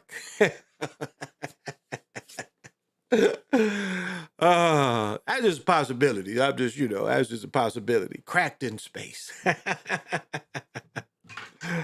Oh. Oh.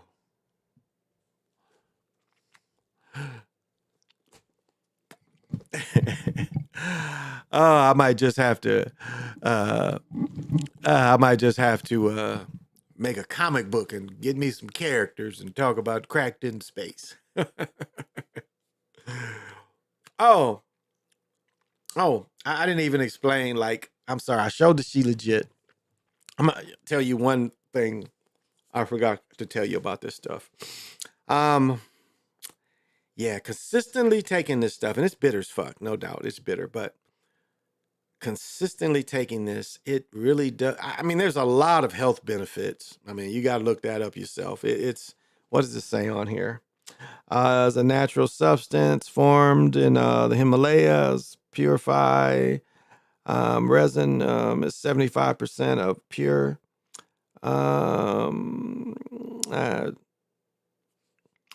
But it helps a little bit of everything.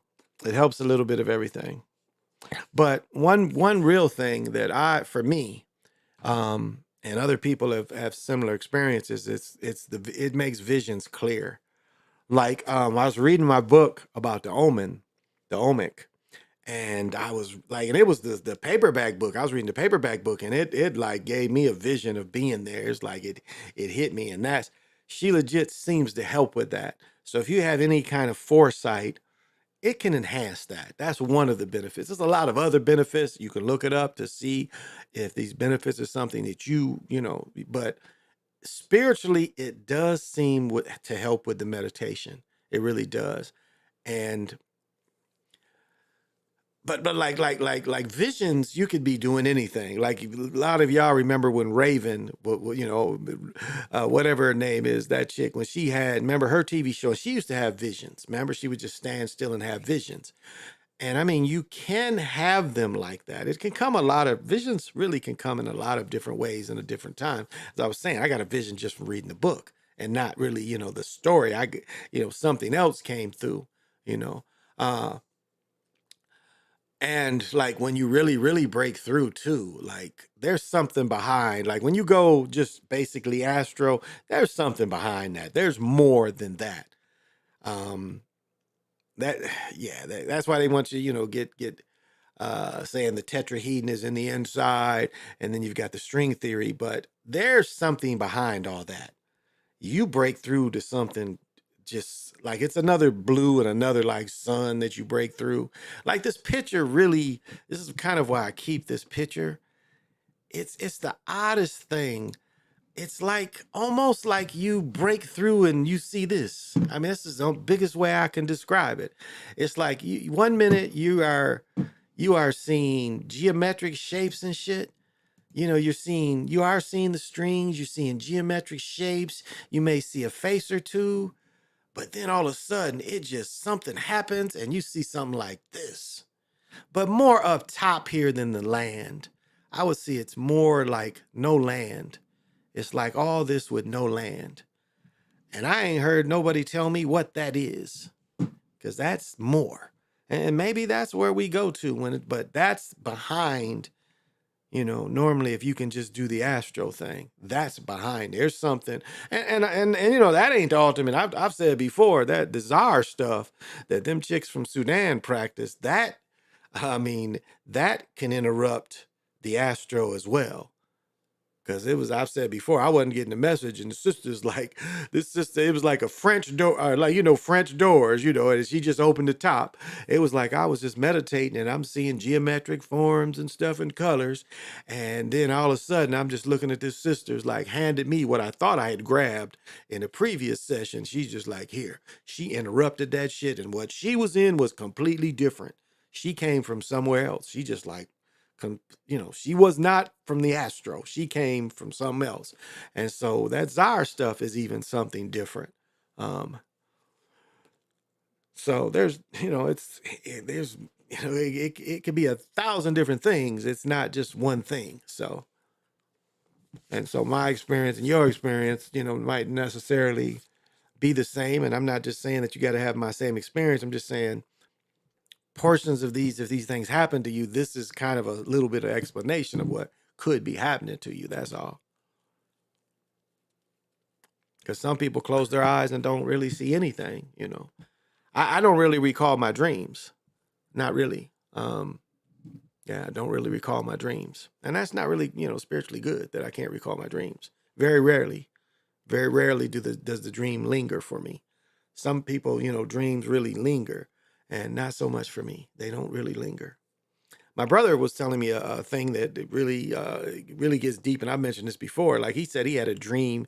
He was dreaming 2 dreams. So like he was dreaming the first dream, and when the dream ended, he thought, he was done, and then he went right into another dream. And so, a dream inside of a dream, and that's something that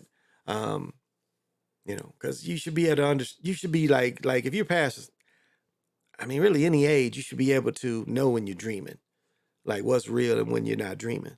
So cracking it off in space, indeed. I'm silly as hell. I'm silly. That's all. I'm just silly.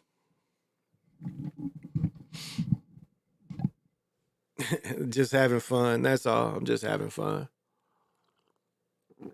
And no movies. I don't think any movies come out tomorrow. Well, let's look.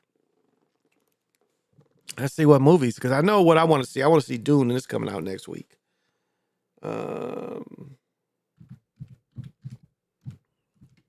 Movies. Oh, here we go. Go movies near me. Bob Marley, and Bob Marley is still number 1. Dragon Slayer. I wouldn't mind seeing Dragon Slayer. Drive Away Dolls.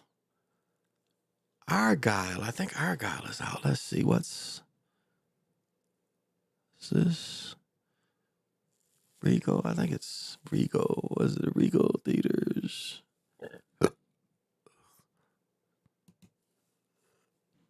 Okay, so what's playing at my spot is I would go see this. I would go see Dragons or right here. Dragon Slayer. I would definitely go see Drive Away Dolls. Okay. Angels, The Pass. Stop motion. I'm gonna have to look it up. Don't want to see Bob Marley. They say Madam Web sucks. Argyle. What is that? I don't know about Argyle either. Oh, I ain't watching nothing in standard. Oh, she's in IMAX. I've already saw Beekeeper. American Fiction. No. I already saw Willy Wonka. Holdovers. Hell, this is on Netflix. Killers of the Flower Moon. Yeah, I've seen all that. So the only ones you can see on their big theater is this one. Yeah, fuck these movies. I won't see Madam Web. This looks interesting. Stop motion. And it's only an hour and a half. Shit. But I wouldn't mind seeing this. Is it get tickets? Now playing. It's not playing at this place. Block. All right. So I don't know. We'll see. I definitely wouldn't mind seeing Dragon Slayer. I don't think the wife would want to see Dragon Slayer. Let me see. What will this give me more?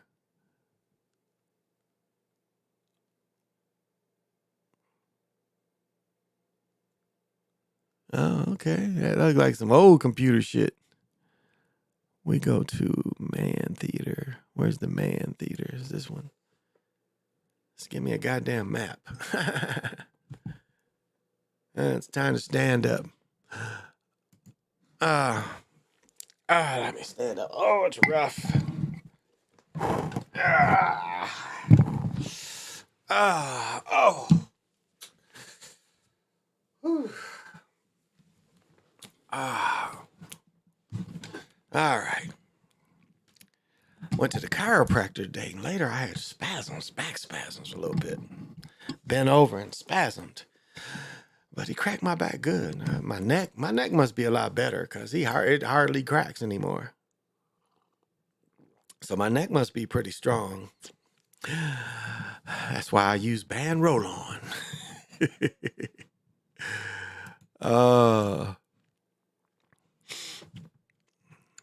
And they're giving Justin Fields hell. Justin Fields says, I want to stay in Chicago. Justin, you going somewhere. And wherever you going, you ain't going to start. He ain't going to start. Now, if the Bears keep you, that's the only way you're going to start. But if they get rid of you, you ain't going to, unless they send you to Pittsburgh. Where could he start? Pittsburgh? I don't even know if the Vikings would trade for him. I don't know. Hell, that's my, I like that too. So I would go see that. My son would probably want to go see it more than my wife. She probably wouldn't be into it.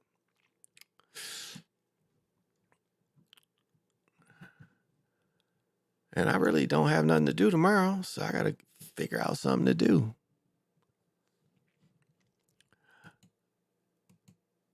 What does it say here?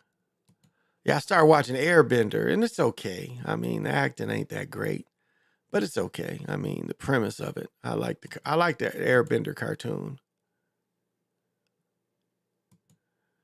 Michael Jordan expected to make rare appearance at United Center. Oh, so one of the hockey players retiring.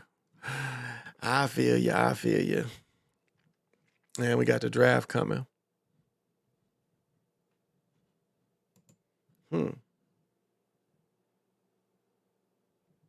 What is this?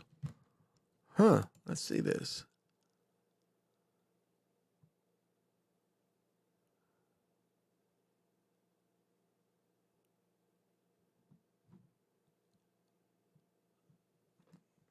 Okay, let's see about this. See what you guys think.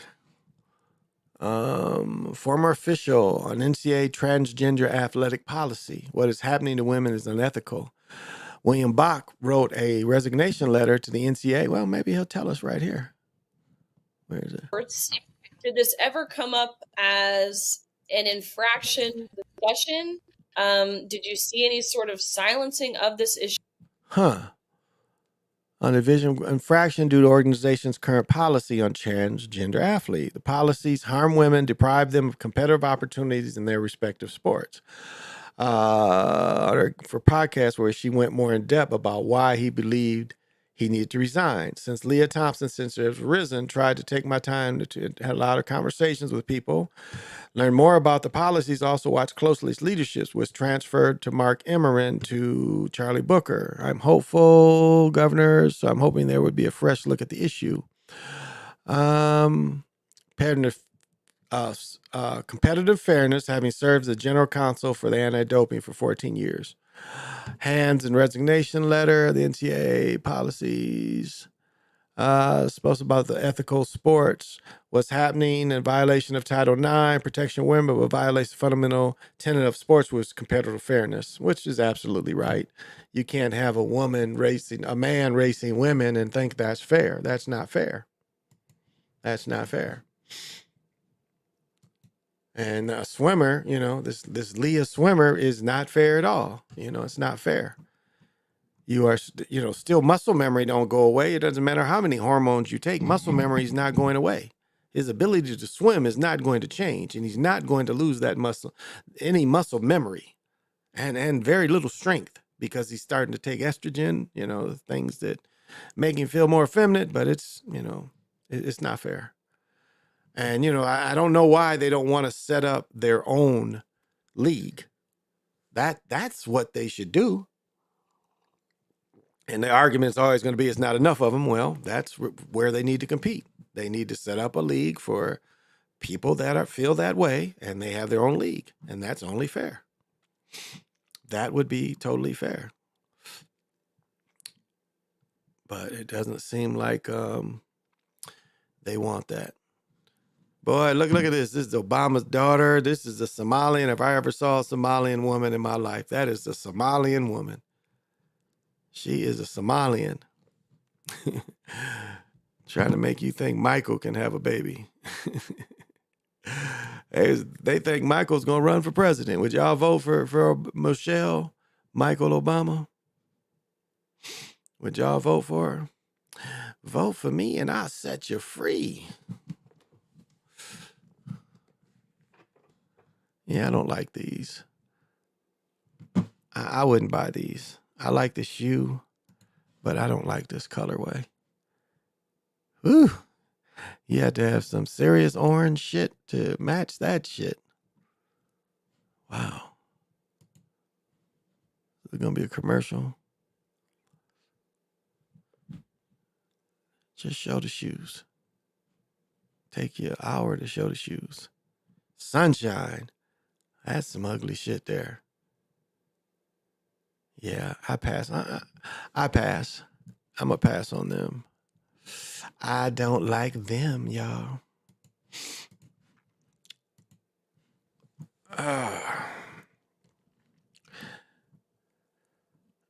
And you know me, I'm a shoe junkie. Tennis shoe junkie. Okay, hey, I did this story. Here's a follow-up on Bigfoot.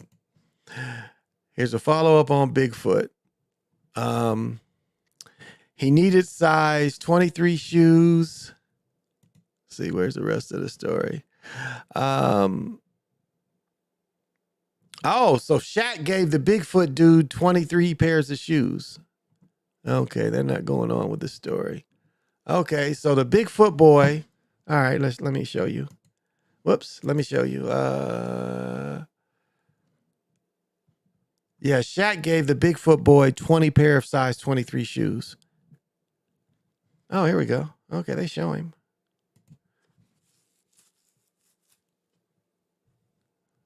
Damn, now those Air Force Ones. Wow. Oh, he gave him some clothes. Okay. Gave him some gear. All right. Shaq. Okay. This is very positive. Thank you for taking the time and the money that so now he can walk around. Maybe get him a woman now, you know? Will come from it and we'll have. So I didn't know Shaq was giving out Air Force Ones, but they made them for him. Okay. You won't vote for him.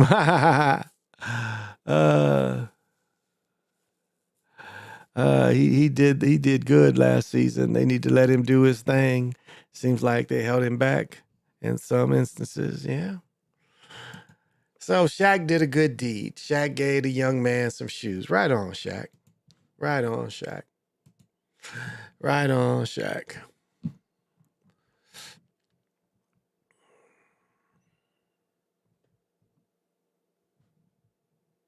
What is this? Justin Tatum signs on as.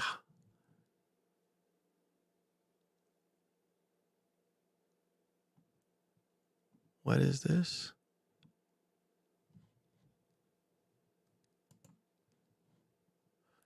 Oh, so Jason Tatum's daddy. Is this G League? So Jason Tatum's daddy, I think, coaches G League. Jason Tatum signs on as Hawks head coach. Is that? I don't. So Jason Tatum signed a 3-year deal to remain head coach of Iowa Hawks. And now the new contract, Tatum, the helm of Hawks through 27 NBL. Okay, the NBL year of the deal. Tatum, father of Boston Celtics, Jason took over as intern coach of the Hawks after the team parted ways when he went 2-7. Under the American, the Hawks went 12-7 in the regular season, allowing first place on the NBA ladder and a spot in the play-in. The long-term deal comes after Tatum finished in the NBL season's Coach of the Year voting, just filling a few votes short of the Melbourne United Dean Wickerman. I'm grateful. So he's coaching, doing his thing of NBL. Is this Australian League, maybe? Yeah, this is Australia. He's coaching in Australia. I always thought them people who take charity from the state should be sacrificed. I always thought them people who take charities from the state should be sacrificed.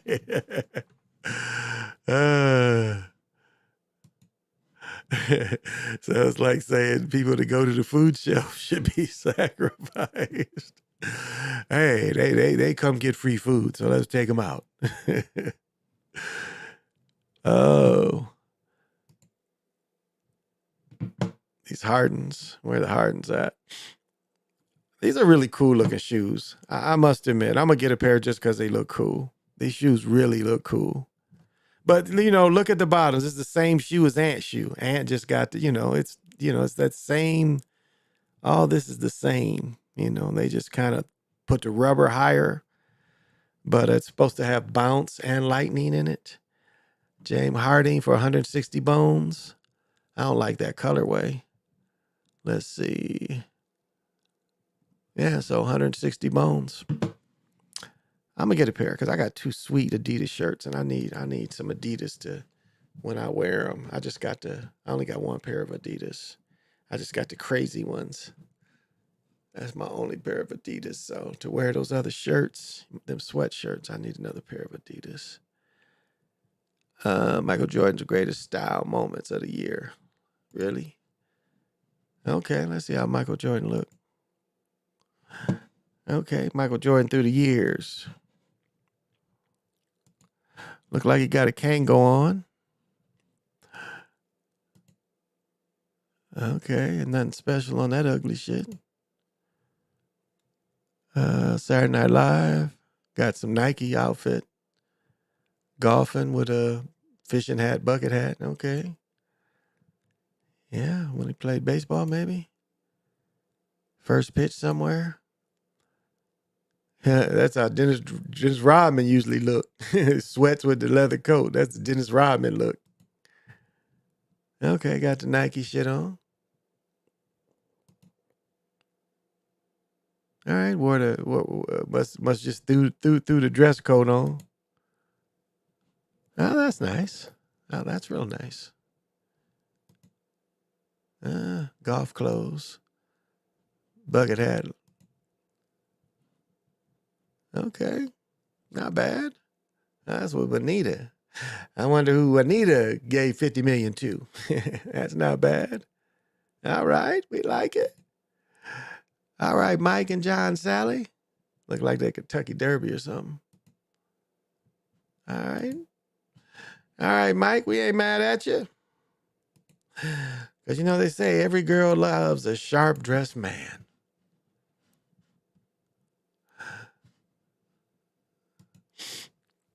We ain't mad at Michael Jordan doing his thing. It's just we get tired of every time, you know, throwing that he's getting this and he's getting that. It's like that's all you got to say about black folks is how much money certain black folks got. So they will remind you that you ain't got it. He doesn't. Mike, my dude, but if they don't have on Air Jordans on that suit, dope suit, he can't dress. Don't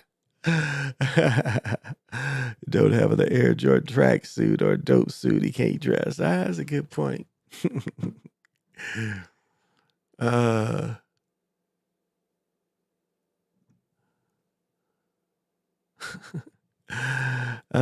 Fan had them on. Fan had on them ass jeans.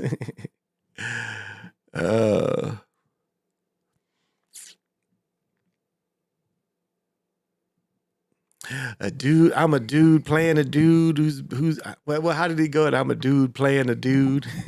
I'm a dude playing a dude. I'm a dude playing a dude. That we say in Tropical Thunder. I'm a dude pretending to be another dude.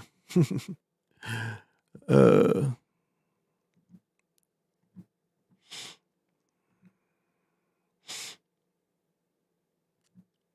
know, it's funny, you get to listening to Agent Zero, you know, Arenas, and saying, you know, certain moves.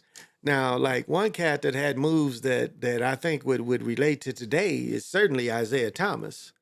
I mean, crazy handles. I mean, it was like you see Derrick Rose. I mean, dudes from Chicago, historically, you know, their guards have crazy handles. That was the one thing you might run into cats that didn't shoot that great, but the cats had the handles. And Isaiah in today's game, I mean, even Tim Hardaway and his quickness, even though, you know, you look at him, his kind of crossover, but that was still going today. And talking about dudes that only had one or two moves. Like I was even thinking like what would you do with a dude like Earl Monroe? Like he would spin on you just as quick as just walking straight forward on you. And then shaking and moving left to right. How you gonna stop that? Little bigger dude. Well, yeah, I think he's a little bigger dude than Iverson. So, you know, you trying to say that some of these older players didn't have a lot of moves. I was just thinking about Earl Monroe. And like, how would you try to press Earl Monroe? You trying to say that Earl Monroe couldn't get separation from Arenas? That Arenas could just lock him down because he's gonna spin on me eventually. But spinning, I mean, but his spin was like going forward at you. So it is not no normal spin. And then the juke, and then a dude who really didn't have moves but was just so quick. Nate Archibald. Left hand cat at that. Probably just as quick as Iverson. Fires fast, you know, dribbling fast. Now, faking and stuff, maybe Iverson had a few different fakes, but fires getting in the basket fast, you saying that you could stop, you know? Now, I would say Arenas would have had an easier time to stop Walt Frazier. Yeah, he was a guy that really didn't have a lot of moves, but he had a nice handle, but he was 6'5". And I think Oscar Robertson would have been too physical, especially a young Oscar Robertson. Because really, he wasn't really trying to trick you. He was just going to be able to shoot over you.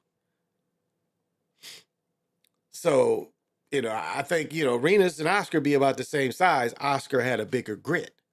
He was a big 6'5". So it trips me out when some of these, you know, younger cats that you know, think that some of the other guys that couldn't compete today. And they would be so easy checking them when, that wouldn't be the case. Especially we talking about dudes at their peak. Now, of course, cats like Bob Cousy, cats that, like you look at some dudes in the 60s. Jerry Sloan.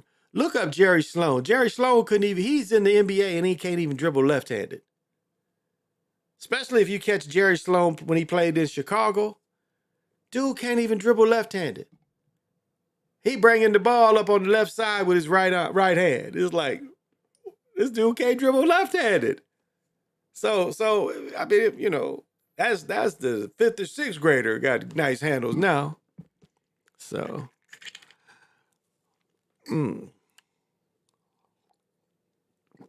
So I find that all interesting. People have that opinion.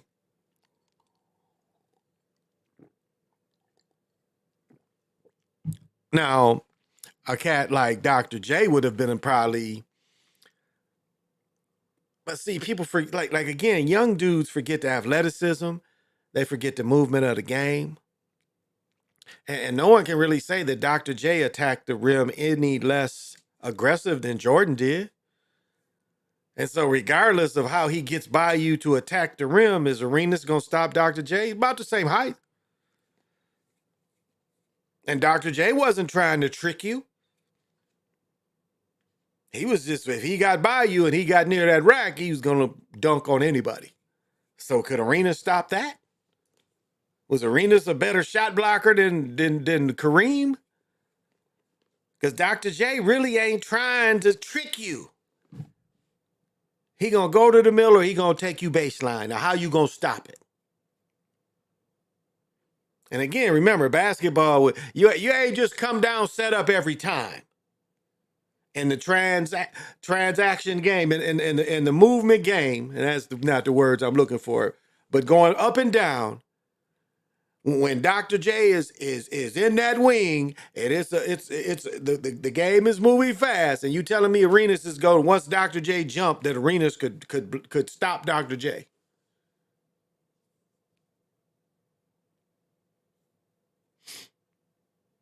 The transition game, which basketball is. And I don't even know how many oftentimes knowing Dr. J want to go baseline, that he could stop him going baseline. Because, Dr. J going to get vertical eventually. And then Arenas and David Thompson. David Thompson wasn't trying to trick you either.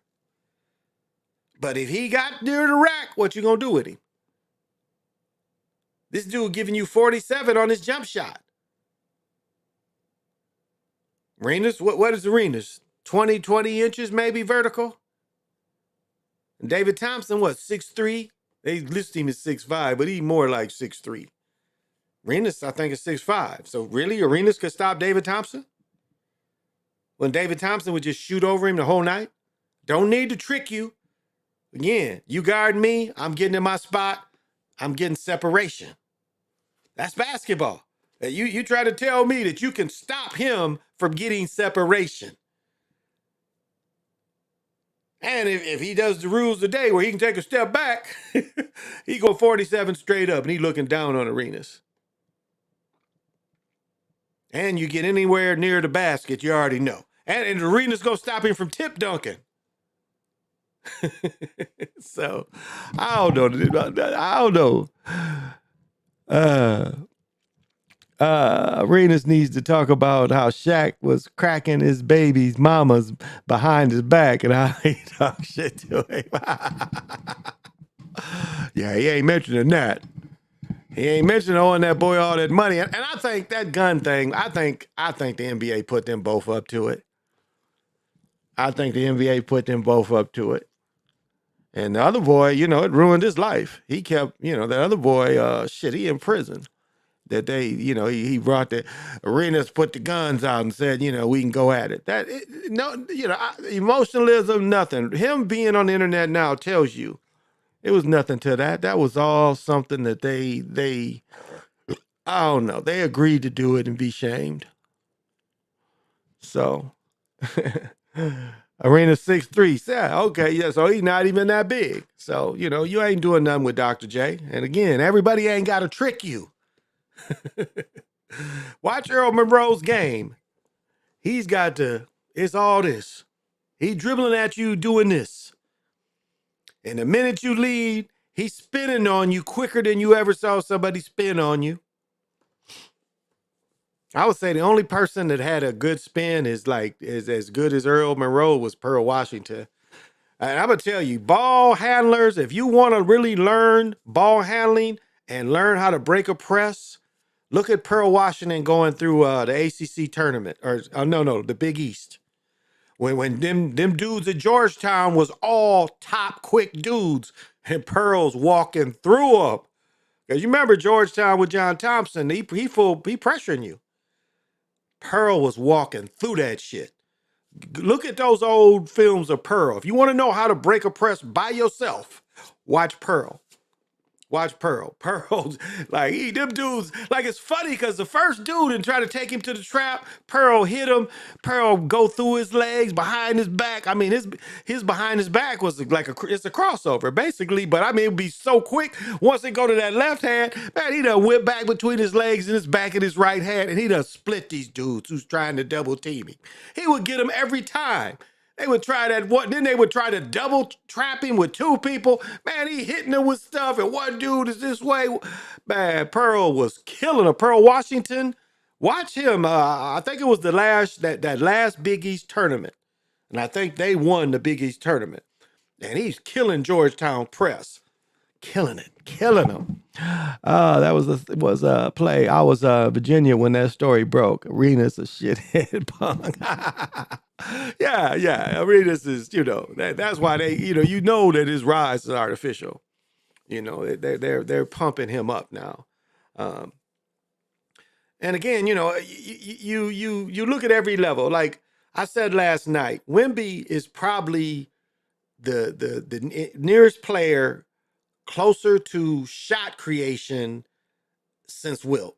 I think a lot of angles, and the way we haven't seen anything like that since Wilt. The amount of shots for a bigger fella that's very agile. Wemby is, I mean, around the basket, the amount of shots he creates.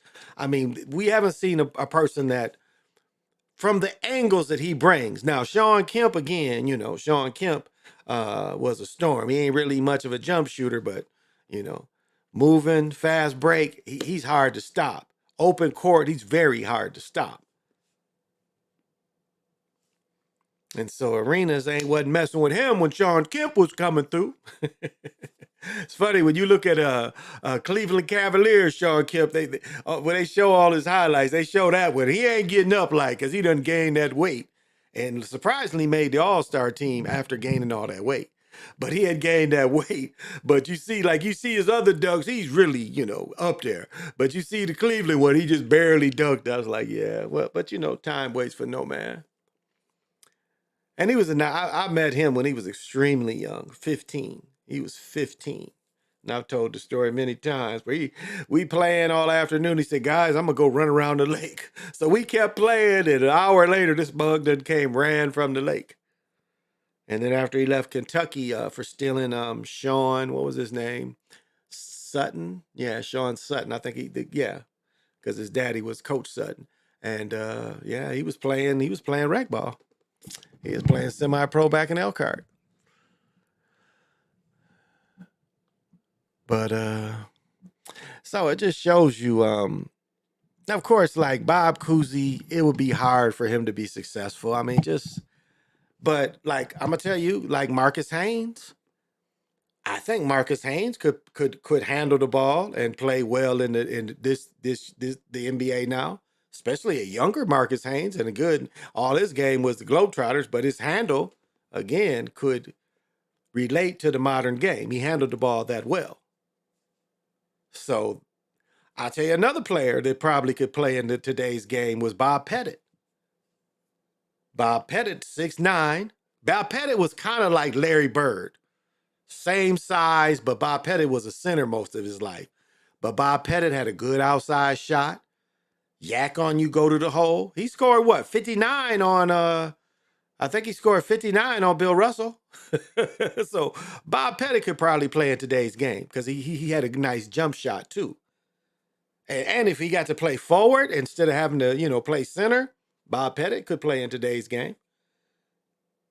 Stretch the people out. I mean, I think Bob Pettit was just as good as Larry Bird. Again, he didn't have a 3-point shot in his game because it didn't exist. That's the only part better, but I think Bob Pettit was better inside. Again, he didn't take as many jumpers as Larry Bird did, but I think his game was just as strong. Probably not as good ball handler. Again, the guy plays center. And shit, so it's I don't know. It's like he's there. Arenas is there to shit on old players and saying, like they try to say, all the old players was on cocaine and this, and yeah, there were people that did have cocaine problems, no doubt about that. But that wasn't everybody.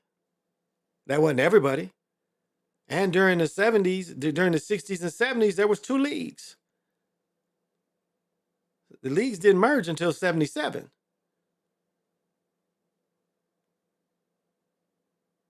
So, so that when they say, that the leagues didn't have the TV contracts and stuff, it wasn't just about the drugs. It was another league there too. So basketball had a lot of competition.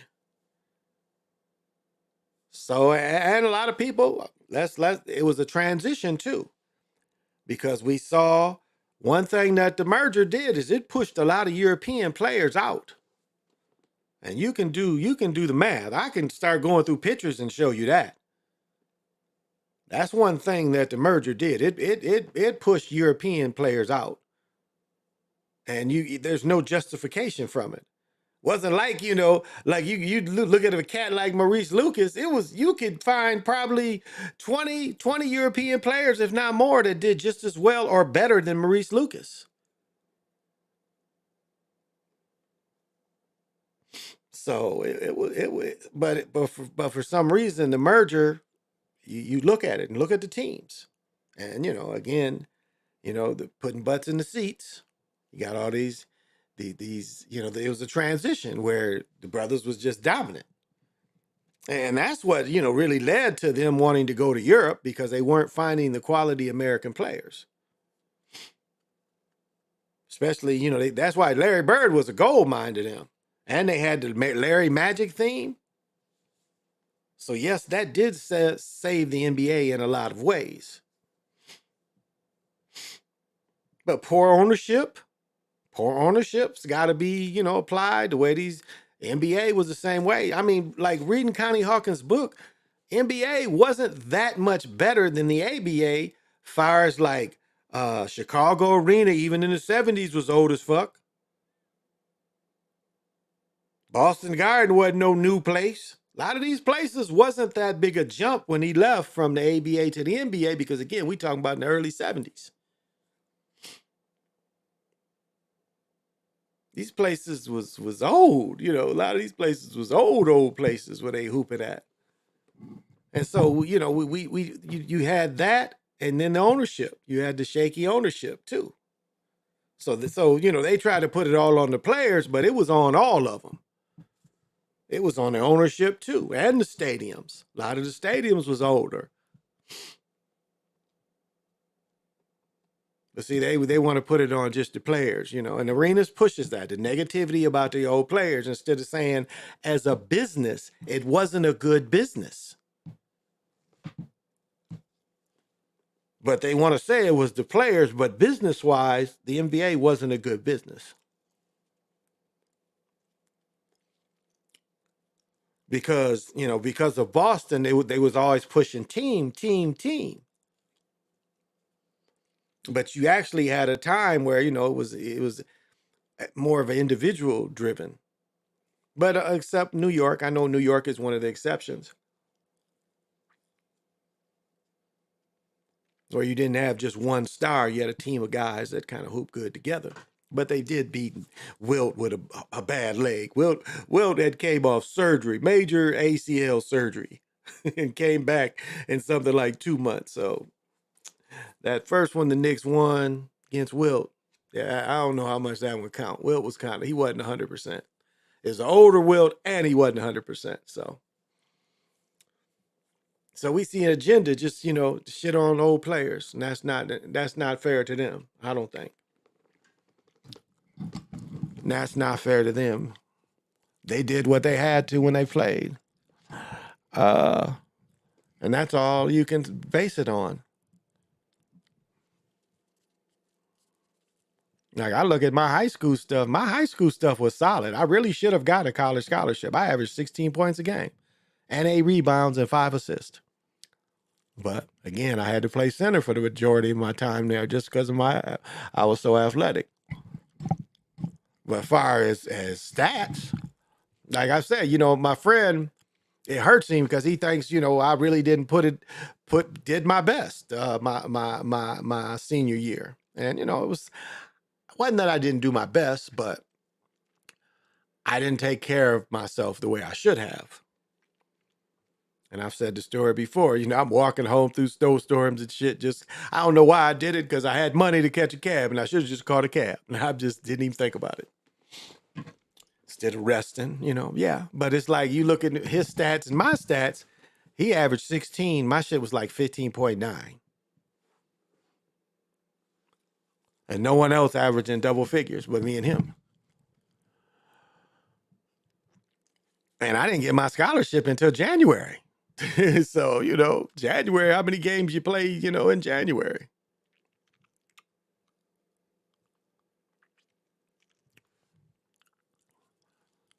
And that was my time, And the same with my football opportunities.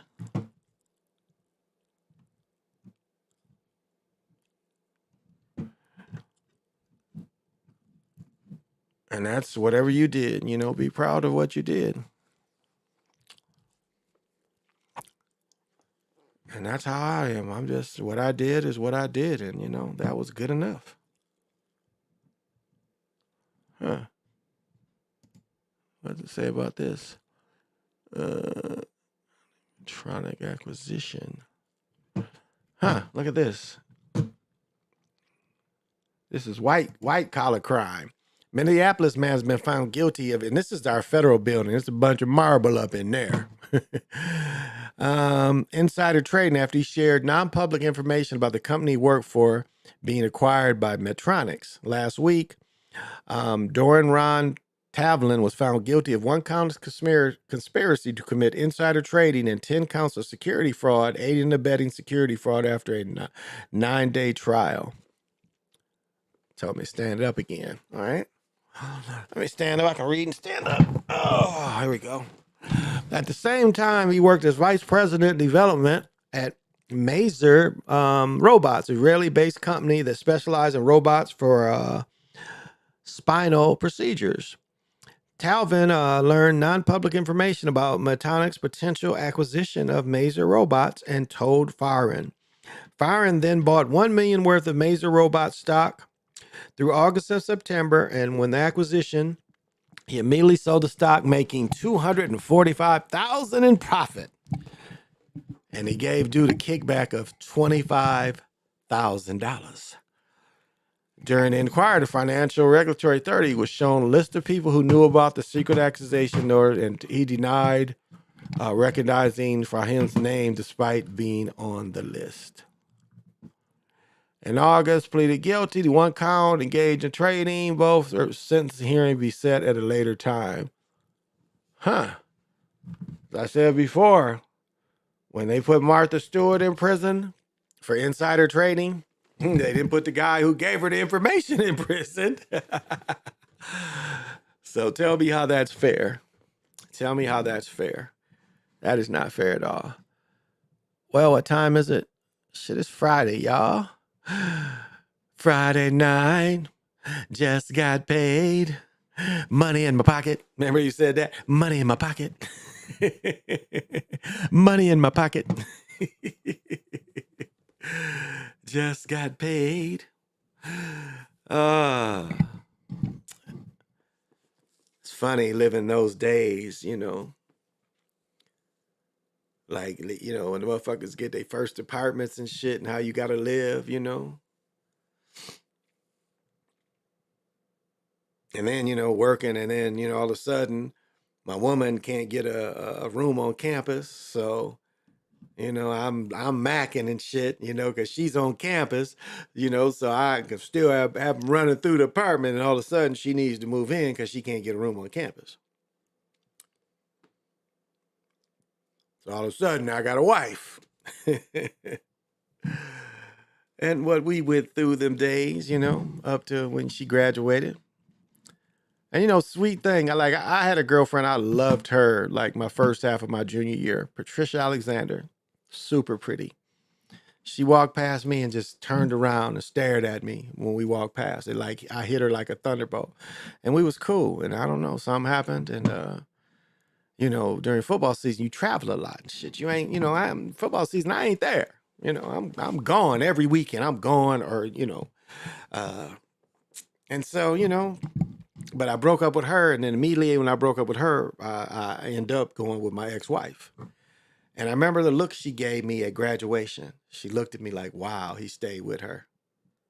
Because they were the same class. No, maybe Pat was a year older. No, they was there at the same time. They was both freshmen at the same time. But I remember the look she gave me when I walked by her, and she saw me with my ex-wife and her family. So, you know, I was able to work it out. Wasn't saying I was the most faithful guy, but I was still able to work it out. But I remember that look she gave me. It's like, wow, that could have been you, honey. That definitely could have been you. But it wasn't meant to be. And that's okay, too. Like, well, you know what that song say? You just somebody I used to know. That's all. That's all it turns out to be. You somebody I used to know. And there's nothing wrong with that. That's what I got on Facebook. You know, a lot of people I used to know. And it's funny how people still, like, I guess this opens you up to that. You know, people still watch and see, you know, and they hang on just to see, you know, what you got to say, you know, what they can make out of it. So I find that interesting. But that's what you open yourself up to. And that's cool too. I guess yesterday was my niece turned 5. So Hollywood, love to you, sweetie. 5. She'll go to school, I think, next year. But I think she's going to school now, preschool or whatever. But love to her. Love to my brother and his family. But love to his youngest, my youngest niece, right? Yeah, my youngest niece. Yeah, my youngest niece. Yeah. Oh, I should have brought my glasses up here. I got some new Malcolm X-like glasses. But I don't need them for this because I guess sitting back here I could, but I don't really need them for this. The monitors, and this monitor's huge, and that one shit's huge too. So don't really need glasses for that, y'all. All right, I'll try to philosophize and stay on point. You know me, I get distracted and so many things. I guess it just comes down to, like, what does it mean to you to be a good person? What does it mean to you to move through all this balanced? Like, what are you doing in your life that really balances you? Like, I could say this room and the energy I've created in this room helps balance me.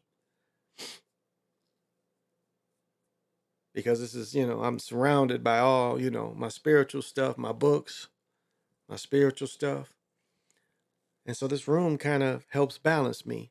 And I can, you know, every time I come in here, I get a charge. You know, I open for the plants, I open the windows up every day, you know, shades. But I mean, what is in your life that helps you stay balanced and grounded? And a lot of people, you know, don't understand, you know, what it is not to be grounded. Because what really the feeling is, and the way you go through things is like a flighty way. You know, you're really like imagine if you're just skimming over the water. That's kind of how you can go through life, or go through a period of your life unbalanced. You're skimming over the ground and still grounded over the ground.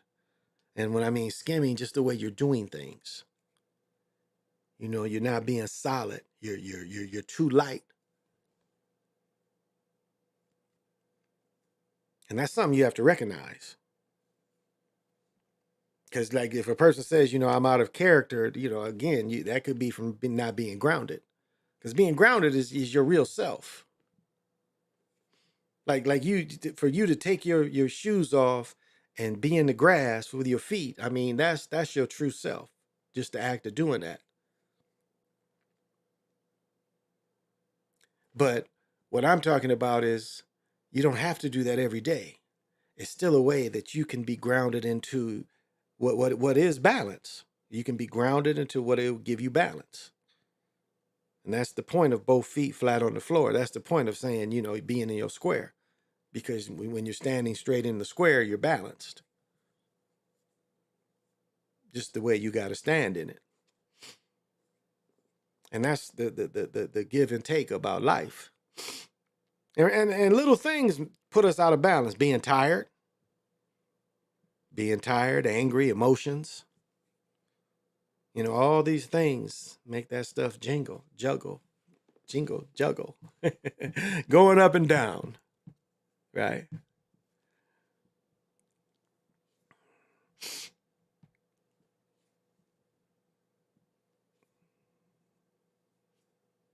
And it's like, even with emotion, you know, even emotion, you can still be balanced with your emotions.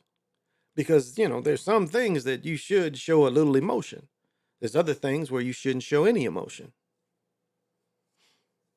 You know, where cool head can prevail no matter what the situation is. Keep your head cool. Keep your head straight.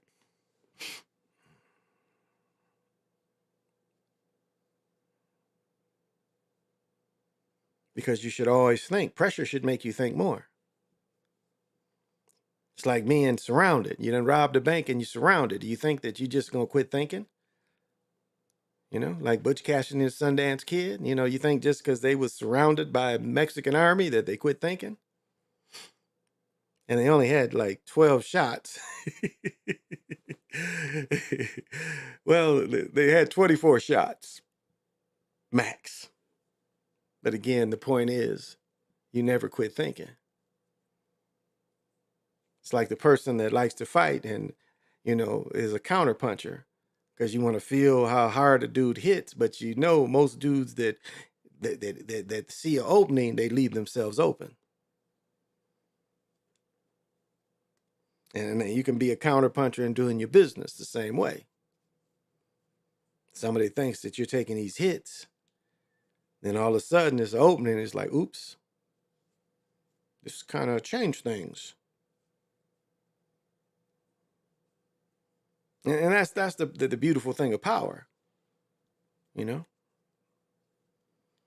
Because the power is not going anywhere. But it's how you direct your power.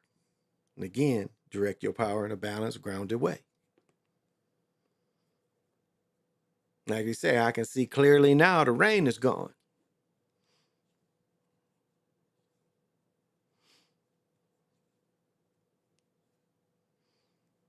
And so that's some of the easiest advice I can give to people. Now, whatever spiritual thing you follow, that you got to, you know, follow it. I'm guilty today. I meditate. I'll probably do a few minutes before I go to bed. Because I didn't get a chance to do it this morning. Because I got up super early. And I should have just, you know, took my shower and came in here. Because I get up and take a shower. I just can't get up and walk around the house and have my coffee and not be dressed. I get up, get dressed. Go in the bathroom, get ready, get dressed. But yeah, we got a big weekend coming. Again, we're going to take the room apart.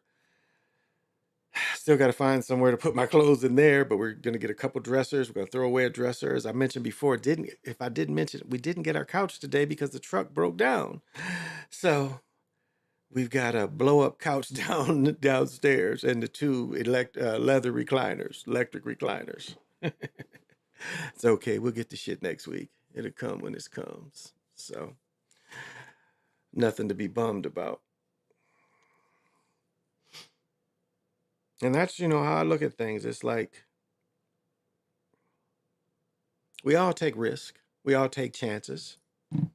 But that's part of, of living. You take a chance of that you put one foot in front of the other and the foot won't break. So chance is, all around us. And then timing, that's the other part is, when you plan things, look at, is this a good timing for you? Is your timing on time? Timing on time. I like that.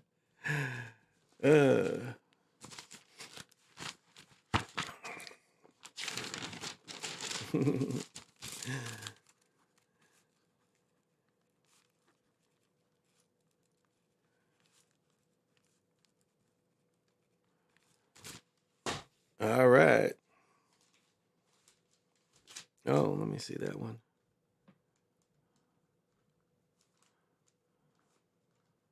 Okay, just getting me some notes. That's a part of it too, is the timing. And learn, that's a lifelong thing is learning.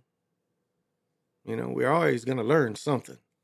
As I said before, I work with this old dude. The old dude had been there for 12 years, and he said he hadn't learned shit. And I'm like looking at the man like, and in my own head, and this is when I'm 23, 24, I'm thinking this. So you saying that you went from kindergarten to 12th grade at work, and you ain't learned shit. And he wasn't a supervisor, he was probably making more money than me, but we was in the same position. He wasn't in a position higher than me. I had only been working there 2 or 3 years, and I was equal to him. Now, again, he probably made more money because, again, he had worked there longer. But as far as position-wise, we did the same thing.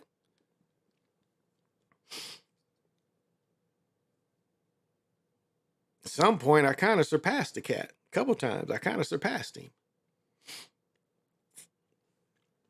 So that just shows you that, the attitudes. Why would you do something for 12 years where you don't learn anything? The 3 years I worked at the water department, I still can do some basic plumbing. Like in this house, I would replace all the flappers. It was some shit and simple shit, When I replaced the one downstairs, this house is 3 years old, so I knew, the other one was about, so I bought two. After I bought the first one, I bought two because I was like, I know these about to do it. And the one upstairs, which used to be used the least, it went last. And then like yesterday, taking out trash, I found out where to clean out. It's like, okay, the clean out's over here. It's not under the sink. It's over here.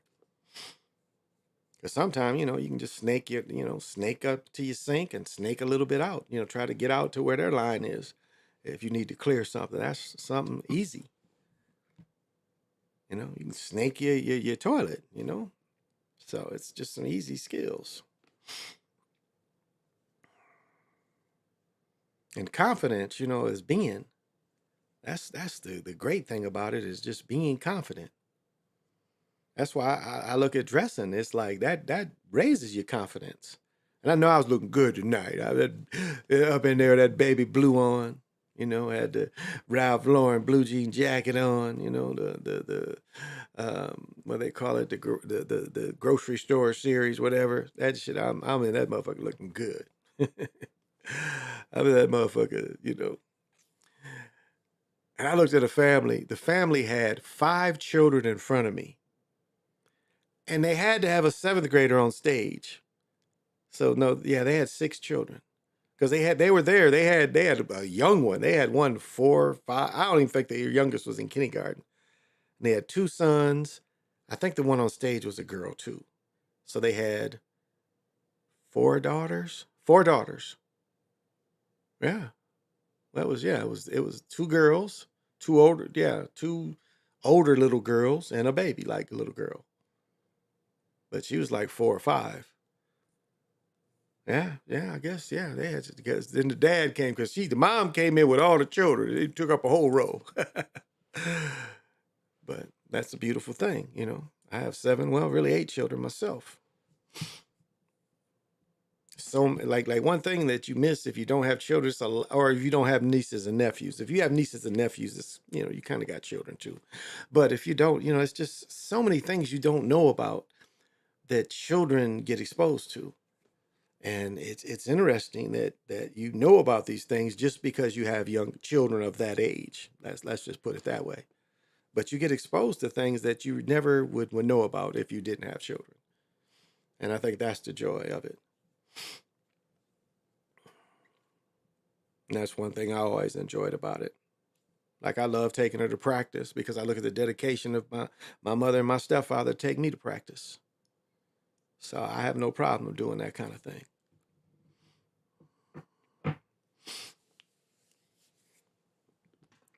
So if that's what I can do to help her out, I don't mind that. You know, me in the sacred ball game, any way you practice it, you know, if you're in the gym, you're on the field, it's all the same to me. You know, you're being the hero twin and you turn into the hero twin. And that's the thing of, you know, having a twin is you always got somebody to play with. But then you take, you know, the basketball, you don't really need anyone to play with. I mean, it's great when you do have one person, but it's, you know, and it's one of the few things that you get an instant reward. Ain't like football, baseball, hockey, you give it to you too, and soccer. You can kick it in the net all day, same kind of reward. But I think it just feels different because, you know, to kick a ball in a big giant net, but to dribble that ball and, you know, shoot it from wherever, and you instantly get that reward. There's not many things like that you win. You know, you put it in the basket, you win. You're winning.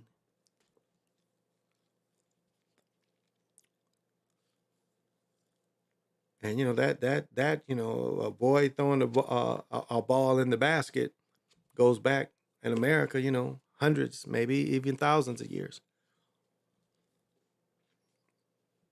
Well, the Oman area people lived thousands, you know, 3,000 years ago. So, right? Yeah. So a boy, girl putting a ball in a basket has been going on in the Americas for a long time. And I said many times, you know, Columbus found a rubber ball, saw a little boy dribbling a rubber ball. First time a European had seen rubber. He called it a magic ball. And this is on Haiti. So I don't, maybe it's rubber on Haiti. I'm not sure. But at least, you know, someone had to teach him how to, you know, purify it into the rubber. And by the time Columbus came, you know, that's almost 1,000 years they've been playing with that rubber ball. And I got books back there. They got balls 2,000, 3,000 years old, still rubber, different sizes.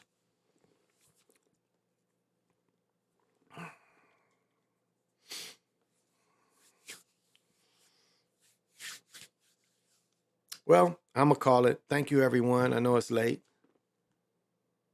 No, it's not too bad. It's not quite 4. Thank you, everyone. I appreciate you coming, and I'm gonna be off till Saturday. I'll be off till Saturday. So